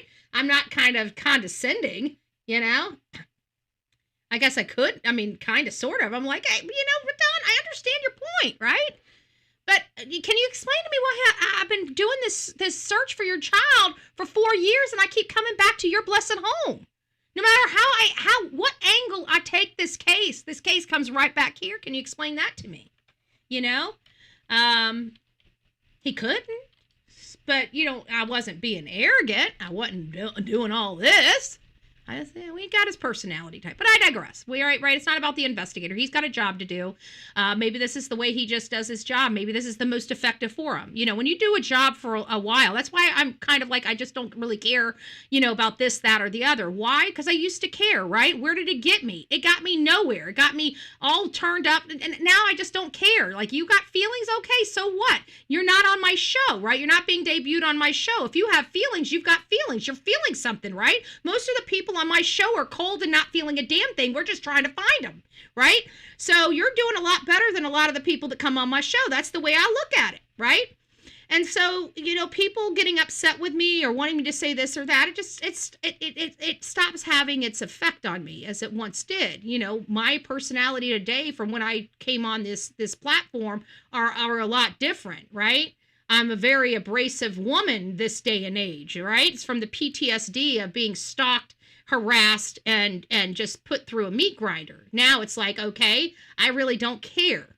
Like, just, you want to stay out of my way, because if I find out who you are and you do this to me, I will absolutely do it back to you, right? Just desserts and all. I'm happy, you know. Karma delivery service. Knocking at your door. Where's my knock knock? Do we have a knock knock? Do we have a knock knock? We do not have a knock knock, but we do have this.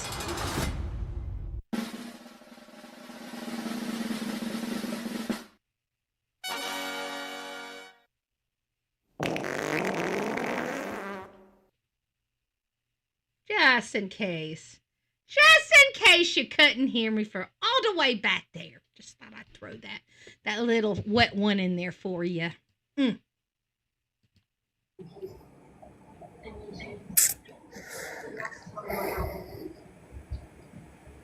Christy had been acting strange for weeks.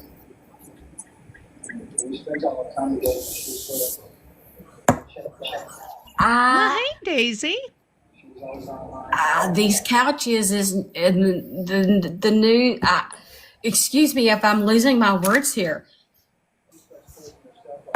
Why Also, is the couch torn up? Are you? It looks like part of it's been cut out as to get rid of the material.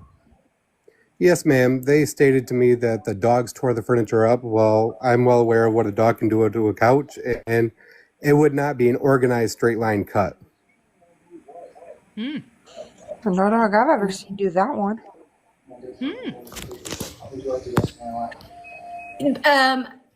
Bounty Hunter, didn't you find it funny, like sort of like a page straight out of the book, that the seat of their beloved truck that they keep under a tarp, so much so. If you're talking about the YouTube Premium, I don't know what it costs. I know it's probably higher than not. But if you're on this side, you shouldn't have too many. If you're on the horizontal side, you shouldn't be littered with advertisements. I litter the vertical one with a whole bunch of requirements that are not on the horizontal because we're not monitoring that chat. So I make it very uncomfortable for people to be on the horizontal. If you are on the horizontal, you're a member of there and you have premium. So you're not getting hit with any of the advertisements. But if you're over here, you shouldn't be hit with them. This should be on a medium a medium advertisement. I think you guys get hit maybe with one every 30 minutes, one every 24, 36 something minutes, something like that. You shouldn't be in it. And it's a whole bunch of them. It's some might just be a pop-up. One might be an actual video. But you shouldn't have it as what you're doing it. She means vertical. Yeah, that's what I mean. That they wouldn't keep a can of paint in it. But now the front seat material is gone because somebody vandalized and put paint all inside of their truck. You believe that? Do you mean the same truck that I have Rich on recording stated that picked up Rebecca the night that she disappeared? What? Yes, sir. Hold on. Wait, we're missing some stuff. We're missing some stuff. Let's listen. The front seat material is a loved truck that they keep under. Okay, we're going back to the couch stuff, okay? And I want to hear this because this sounds like evidentiary stuff here. This everybody, if you guys are invested in this show, this is what we need to be paying attention. This is evidentiary stuff. So let me go ahead and listen to this real quick.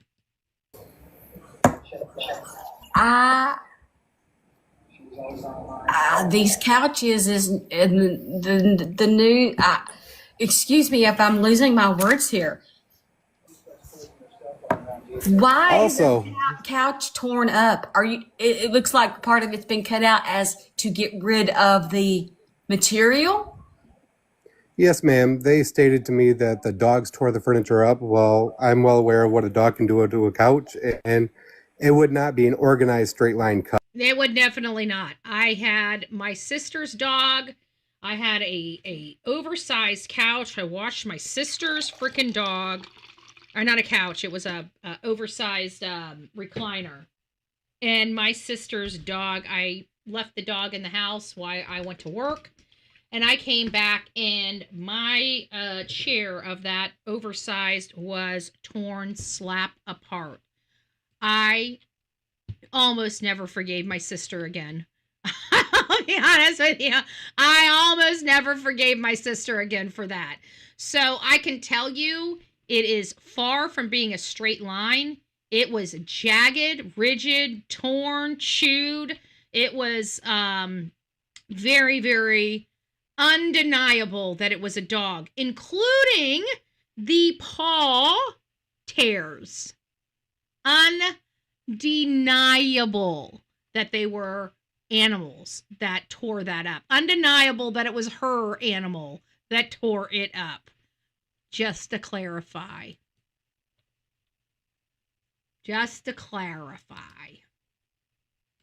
Cut. No dog I've ever seen do that one.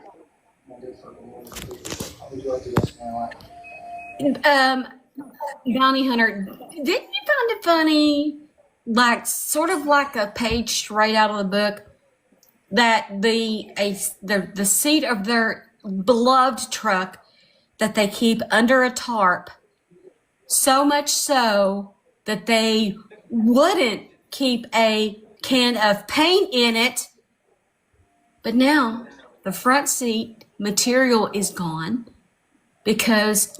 Wow. So we have couches sliced, seats of automobile seats, fabric missing? Like, were they trying to put like a red flashy sign on everything and say, we did this? Because these are definitely elements that are very red flaggy. Betty done took Prince, dusted and paw prints. LOL, yeah.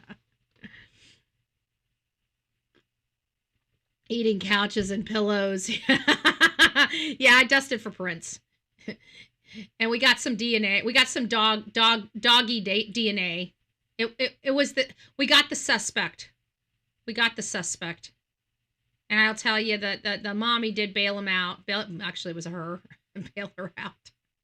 Can't remember the damn dog's name. I can't remember the dog's name to save my life. Xena. It was Xena. I just remembered it. Xena. Sweet dog. I was Xena's first mommy. She came from my pup. My pup was a Labrador, a black Labrador, purebred black Labrador that got with the what's the one that has the spike down the back, like the pit bull with the spike down the back. I can't remember the name of the dog. But anyways, so I ended up having a brindle Labrador with a spike down its back, and that was Xena. She looked like a Labrador, was brindle, and had that spike going straight down her back. She was a good looking dog. Ridgeback. That's right. She was a Ridgeback. She was mixed with Ridgeback and Labrador. So she had the appearance of a Labrador, the coat and the hair of a Ridgeback. So she had the brindle and the spike. So she was a cute dog. She was a good looking dog. But all my dogs are good looking. Have you seen Delilah? Have you seen Delilah? I'm just saying. I have gorgeous dogs. I have gorgeous dogs. Pain in the ass dogs, but gorgeous dogs. Somebody vandalized and put paint all inside of their truck. You believe that? Do you mean the same truck that I have Rich on recording stated that picked up Rebecca the night that she disappeared? Yes, sir. I find that very weird, especially when I was not able to search that truck when I was on the property.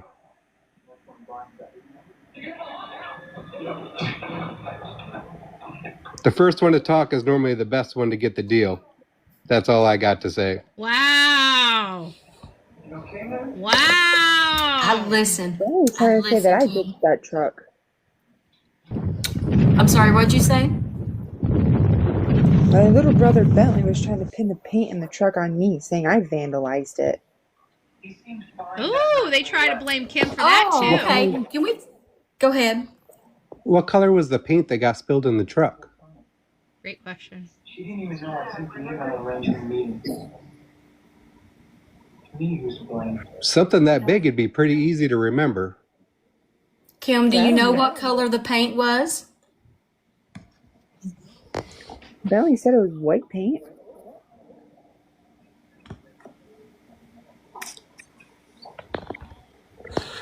At any time, do you recall seeing any white paint around the truck, or remember them having projects where they needed white paint? No, ma'am. And when I walked across the truck, I did get a quick visual in it from the driver's side. I did not see any paint in there. Oh, after the fact. This is why it's so important. I always have cameras on me. I always have a body cam on me. I always have other different cameras on me. And it's because when you're like, if I were here and I was walking the scene and something like this happened, I would have verifiable information to go back and review, right? Because you go up to a truck or you pass a truck, you may not be paying attention to that truck, but your camera can catch it. And now you have something to slow down, go back to, and review. And this is my recommendation. If you do this, even for, I understand that researchers, searchers, SARS, whatever, I understand you guys have your own thing. You probably don't need some bullhorn telling you how to do your job. But if you're not wearing body cameras, then you need to. That's my only advice to anybody that's going to be out there handling this. If you're a searcher, if you're reputable, you need to be having body cameras on you, okay? There's a reason why law enforcement has body cameras on them. It's to protect them and it's to protect the other person, okay? Trust me, there's a lot of things that go on. There's a reason why I carry body cameras with me everywhere I go. I always am suited up. You may not know this, but no matter where I'm at, I have a body camera. I've got another camera looking at me, and I've got several audio devices recording on my person. Literally next to my skin. And I do that because if somebody decides to kidnap me, put a bullet in my head, take me, they're going to know that there are stuff on me, that there's a body camera, that I have recordings. They're going to get those things off of me or try to get those things off of me, but they're never going to be able to get all of them. And that's what I rely on, okay? Because I do a dangerous job. It sounds a little crazy, but so does this guy here. And how important would it be if he had a body camera and he can sit there and record something back and say, see, look, here's the seat. We saw no paint. How important that would be right now. That would be huge to the investigation with law enforcement, and it would be huge to the investigation at large. And we would have some tangible, verifiable evidence instead of somebody's word for it. Now, could he have mistaken? Sorry, I've got to put that into the equation. You know, how long was he on there? Yeah, maybe he wasn't, maybe he didn't see the white paint, but was he really looking for the seat with the white paint in it? You know, so you have a lot of questions when it comes to that. So that body camera sure would have put this to rest. You know, that's all I'm saying. The body camera would have put this to rest. And why I recommend, if you're going to be out there and dealing with the public, dealing in true crime, dealing with searching for bodies and searching for people, it is a requirement to have a body camera. It is a requirement to protect yourself as well as the other people. And you never know what you're going to get. And 100% of the time, 90% of the time, you might get nothing. You might not have anything that's going to blow a case out of the water, but you might get pay dirt that 1, 2, or 3 times. You know, that 10%. You might get that pay dirt that 10% of the time. And that's when it's effective. That's when it matters. It doesn't matter the 90% of the time that you don't get anything. It only matters that 10% of the time you do. And that's why you do it all of the time. You're not there for the 90%. You're there for the 10. You get it?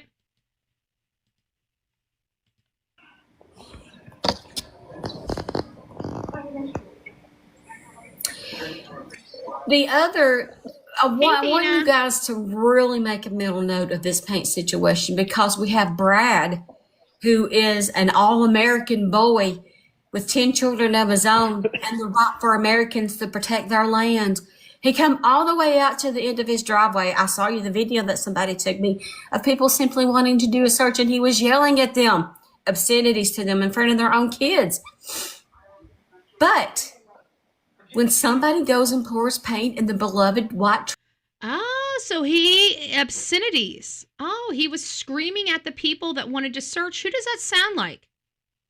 Does that sound like Christopher Proudfoot? Like I said, criminals all act the same way. In the same situation, it is the defense attorneys that put in our mind that people grieve differently.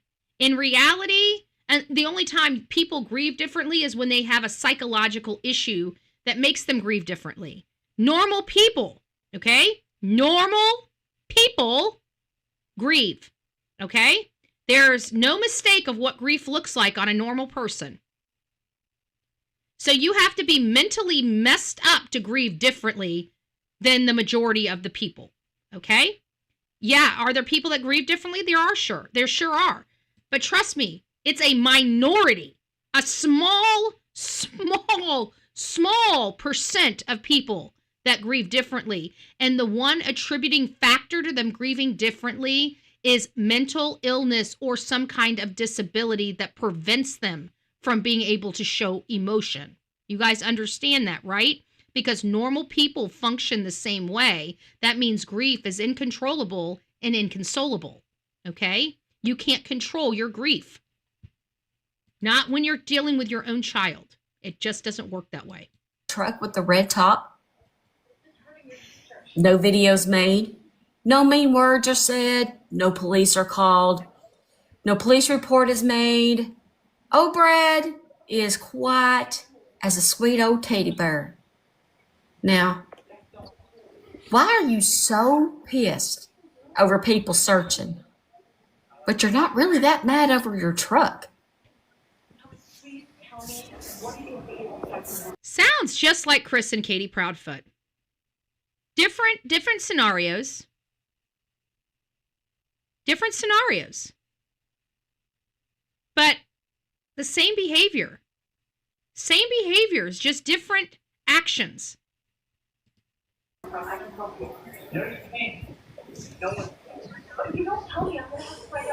know, on, real boo. quick, how often are the dogs inside?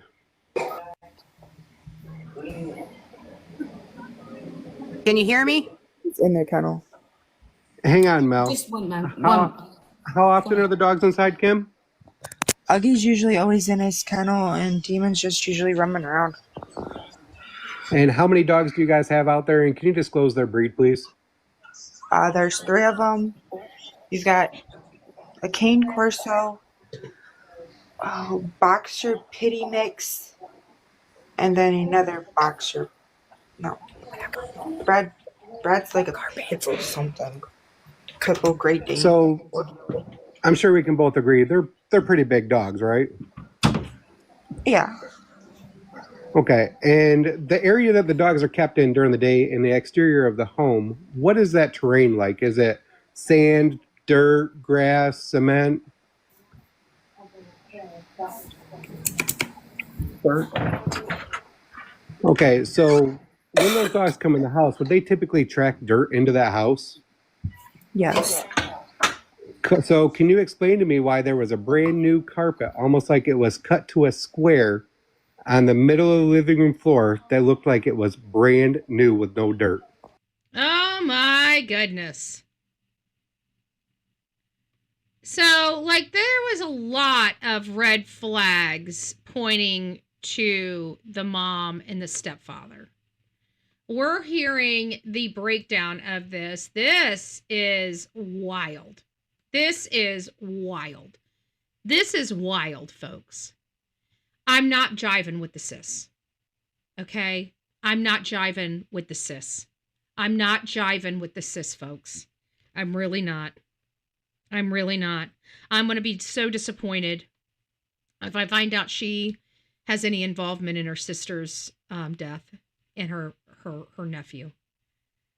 But I'm not jiving with sis. I'm just not. I'm sorry, folks. I'm trying to show grace. I'm trying to show grace. I'm trying to show grace, but I'm not jiving with her. I'm just not.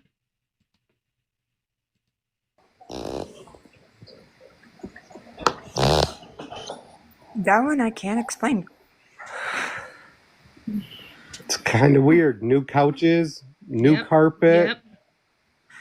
I know that carpet and that couch was there when Becca and I did that dinner. Oh. But they weren't in the same spot. Meet Boo Bear. I've been in contact with her since day one of this search. We have solid proof that what you just told us is a lie. Absolutely, sure do. Pictures to back up of the inside of the house. The carpet, the door has been totally ripped up out of that house. Wow. Got pictures just days before Becca went missing with the carpet in the house. The furniture has been replaced and all the furniture moved.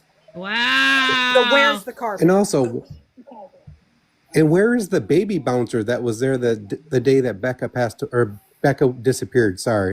Oh.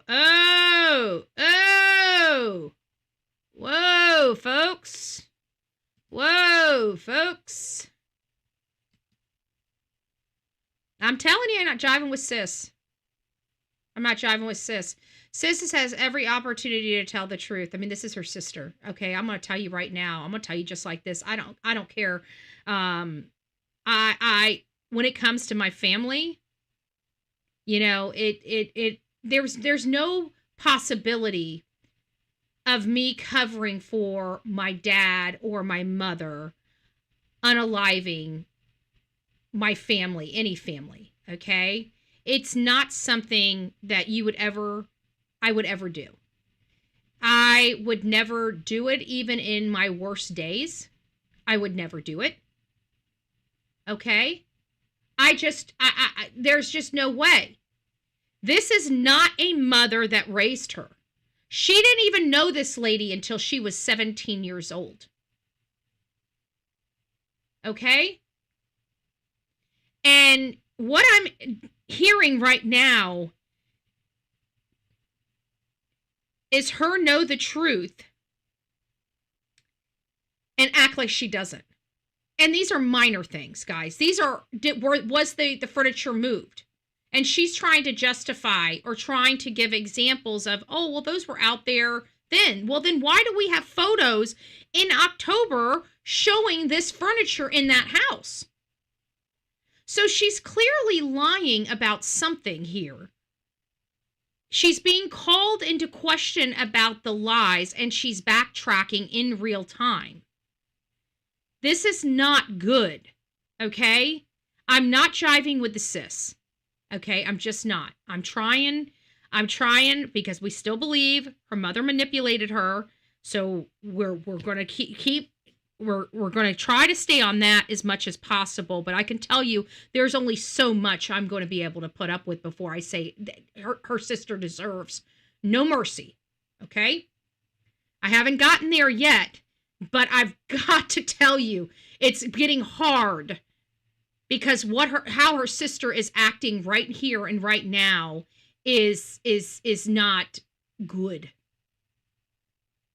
It's just not good, folks.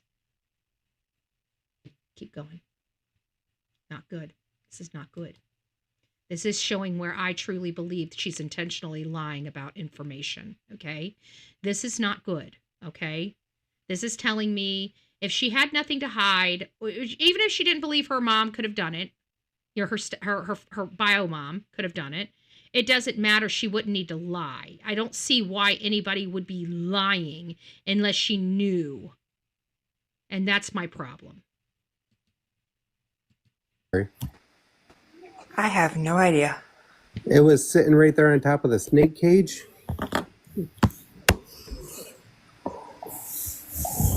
But I don't know where it went. So you didn't deny that it was there. Thank you. No, it was there. Ma'am. I remember seeing it there. But What was there? Thank you. Oh, the bouncy seat. The bouncy seat. no, it was there. Ma'am. I remember seeing it there, but So the bouncy seat's where gone. it went now, I have no idea. Bouncy seat gone.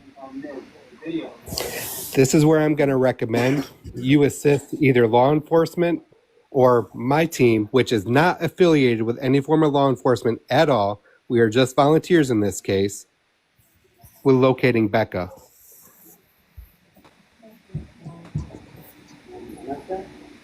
100% willing to cooperate. So this is before. Oh my goodness. We got some bombshells here. This was before they found Becca. This was before they found Becca. I understand now exactly why law enforcement charged her sister. Now, the question is, why did Kim lie? Why?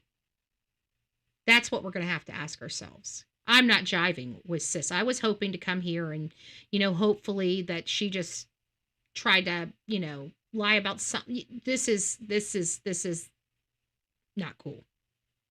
I understand 100% why she is charged with this crime. 100%. This is not, I don't like it. I don't like that she's doing this. I don't see how she can do this. It's breaking my heart. I will tell you that, I feel so bad for Becca. She didn't have one good person in her life, in my opinion.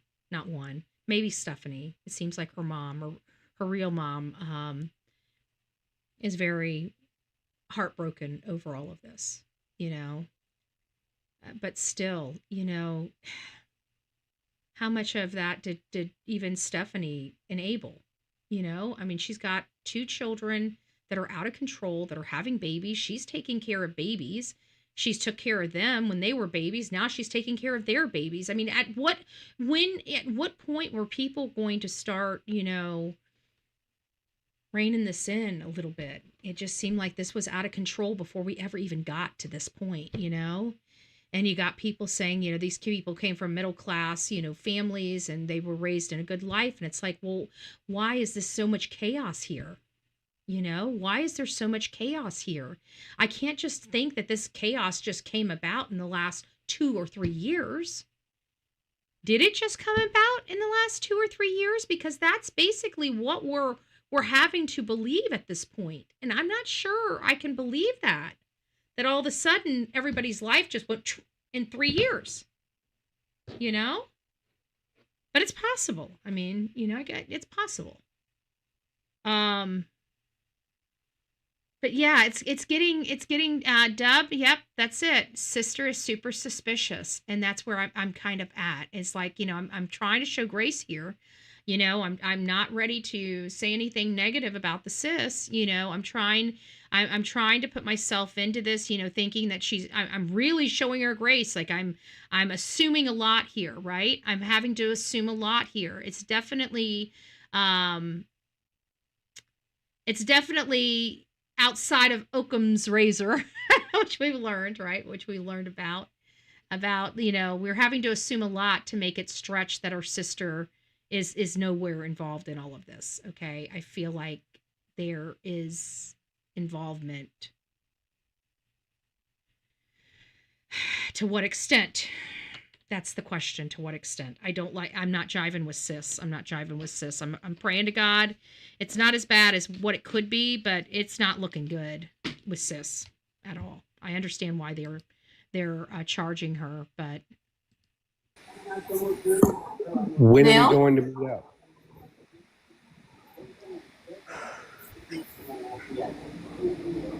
Yes. Let's meet tomorrow at Meyer. Let's meet tomorrow at Meyer. Well, Hey,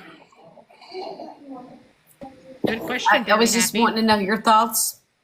Any other thoughts? You said you had photos and whatnot. I do. I absolutely do. And thank God I saved them to my phone because when talking to Bounty Hunter, we had a discussion and I said, wait a minute, let me go back through my photos because it didn't make sense. So I confirmed with my daughter, who actually was in that house probably wasn't too long. I confirmed the carpet in there. Well, then I decided to go back through pictures before people started shutting down Facebooks and things. And I'm like, wow, this is convenient. It was there. And then literally just a couple days after Becca goes missing, where does it go? Where does it go? You know, why all of a sudden do you need to rip the carpet up out of your house? And I want Becca. This is going on. Spinning people and... All right, guys. So this is getting a little heated. You know, obviously, a lot more is going on. You know, there's a lot more evidence that law enforcement has that we are unfamiliar with. Now, if you guys are just coming into the chat and you saw my thumbnail, and because we're already so far into the story now, I did want to go back before we close out. We're going to be closing out this show here. We will be coming back to this. This is going to be our morning show. So if you guys would like the information on Rebecca Park, we're going to establish this time frame in the morning for Rebecca Park, okay?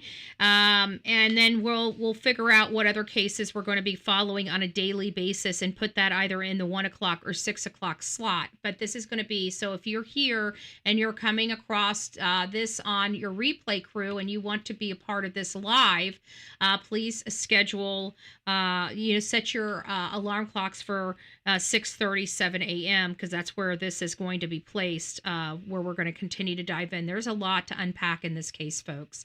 And this case is pretty disturbing even before, this case is disturbing before we even get to the homicide, okay? And it's just sad. I think there's a lot that we can learn from this. One, you know, we need to identify some things, So if we are in our communities and some other people are struggling, we can identify these things, because this is really, really bad. This has taboo involved in it. It's just bad. It's just a bad story. It was crazy before we even got to the homicide, and the homicide itself is insane. But I digress.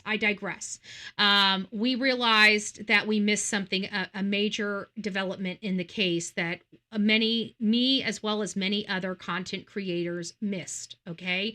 I went back to look to see if everybody missed it or if it was just me. And apparently we all missed it. Okay. This child is deceased. Okay. And it has been confirmed that this child is deceased. Now everybody's going to ask, has this child been found? The answer is no. The child has not been found. The unborn baby that was forced delivered is deceased. However, they have not been able to locate the child, the baby. Okay. The infant, embryo, whatever you want to call it. Fetus, it's not an embryo, but fetus, whatever you guys want to call it. It was a boy. So it's a he, and he was not with his mother. Okay. But they stated he was deceased. So I wanted to make sure that I showed you the receipts for this, for anybody that's tuning in, because we all missed it. And it was told to the judge during this hearing, which we've all heard multiple times. Okay. This baby lost his life in close proximity to when his mother lost her life. Okay. But again, they still have not found the baby yet. So let me put this up here for everybody involved. Actually, I'll put you guys on all. Hold on, let me just do all. There we go. I think that will work. There we go. Sorry, guys. I'm trying to adjust the view of our vertical mode. Okay, here we go. To the woods where they stabbed her, forced her to lie on the ground while they cut her baby out of her, ultimately causing her death and the death of the baby. Ultimately causing her death and the death of the baby. So this is the first confirmation that we have from law enforcement that this child is deceased. Okay, we are not searching for a baby that they expect to come home healthy and just missing a mom. This child lost their life during this event. Okay, why have they not charged this mother or this Courtney and Brad with 2 homicides? I think it's because they charged them with the miscarry charge. And I think that's the inappropriate charge that they should. I believe that what they did to their grandson was an act of homicide. I believe they should be charged with homicide for their grandson that doesn't get to live life because of the actions they chose to do in the torture and the depravity that they showed that baby's mother. I'm not sure. I'm not sure how we feel about that. But what I can tell you is that this child, according to law enforcement and according to how they're going to be prosecuting this case, is deceased. So not the best news, but we've been wondering, we've had some horrific thoughts about what could be going on with this little precious baby. Okay. And having, knowing that this child is not being tortured any further or, it's not good. And whatever this baby went through was horrific, but at least we know that the baby is not hurting or, being hurt, and that's, and in this case of all these unknowns, knowing that gives me a little bit of peace. Okay, I don't want any of this. That's not what I'm saying. I don't want any of this at all. But just knowing that he's not hurting, he's not struggling, you know, the pain's over for him is just a little bit of peace that we can all take away, as awful as that sounds. But due to the fact he was in the womb, in my opinion. Yeah, but if and the fact that they don't have him, so they can't determine whether he breathed air. And I think under, and I think under Michigan law, that's where it is, that it's a fetus until it takes its first breath, and then it becomes a human. As again, I don't agree with that. I think that's a lie. I think that medicines and science proves that that's not the truth. That child is alive, can feel pain, is moving, is developing a brain. You know, I'm sorry. I don't believe a baby is a fetus until it takes its first breath. But at the end of the day, Rebecca was tortured. So that's kind of where we are in this case, folks. We determined and found out that we missed the fact that that this child's deceased. So the baby lost his life and mommy lost her life. So at least they're together and in the atmosphere together. So anyways. All right, guys, rock it out with your coffee beans out. Don't forget to be fearless. If you see something, say something. An ounce of prevention is worth a pound of cure. And until next time, please be safe, but more importantly, kind to one another. We're going to be picking up this conversation. We're going to be bouncing back and forth between, you know, the interview with Courtney and the interview. And guys, I've got a lot of emails over this case. So I'm just literally going through the emails. I'm starting at the very bottom and working my way up to the most recent emails. So the ones that I've received and had in my bin the longest are the ones we're going through the first, and we're going up in chronological order, okay, from when they were received. So we don't miss any. And so this was one of the first ones that were sent to me. We watched it together. But yesterday, while I was watching somebody else's channel, I was watching this for like the third, fourth, or fifth time. Like we've been playing this piece, this segment right here behind me of this court hearing multiple times. Sorry, the people in the, let me get down to all so you guys can see what I'm looking at. There you go. We've been seeing this whole thing behind us. You know, we've watched it on news. We've watched it on other content creators' channel. But for whatever reason, we didn't hear that the child lost his life during all of this attack. This baby lost his life as well. And so, you know, we were speculating like where the child could be, you know, who he may be with. And, you know, it started getting into sensitive topics like ST and HT type topics and stuff like that. So although, you know, this is not good and we don't know where he is, at least those theories are off the table, because this child lost his life in the close proximity to when his mother lost her life. So I wanted to point that out for everybody just for clarification. This is a statement of fact. You don't get any more statement of fact than them saying this in a courtroom to a judge. Okay? So this child is deceased. And I just wanted to make sure that you guys were aware of that. All right, guys, we will see you later today. Don't forget, 1 p.m. today, we will be talking about the Lily and Jack story. There has been new developments in this story. I don't know how you guys will feel about these new developments. I can tell you I'm not too pleased with them. I've got a lot to say about them. And then, of course, 6 p.m. tonight, we are going back to the beginning. I was clearing out my phone and I came across a treasure trove of information that we went over on this very channel, but forgot about.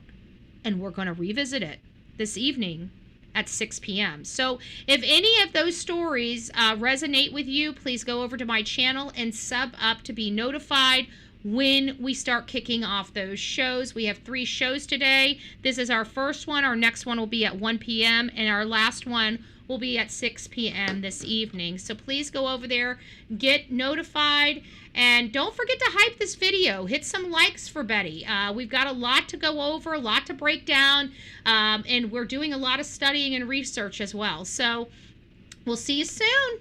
We'll see you soon.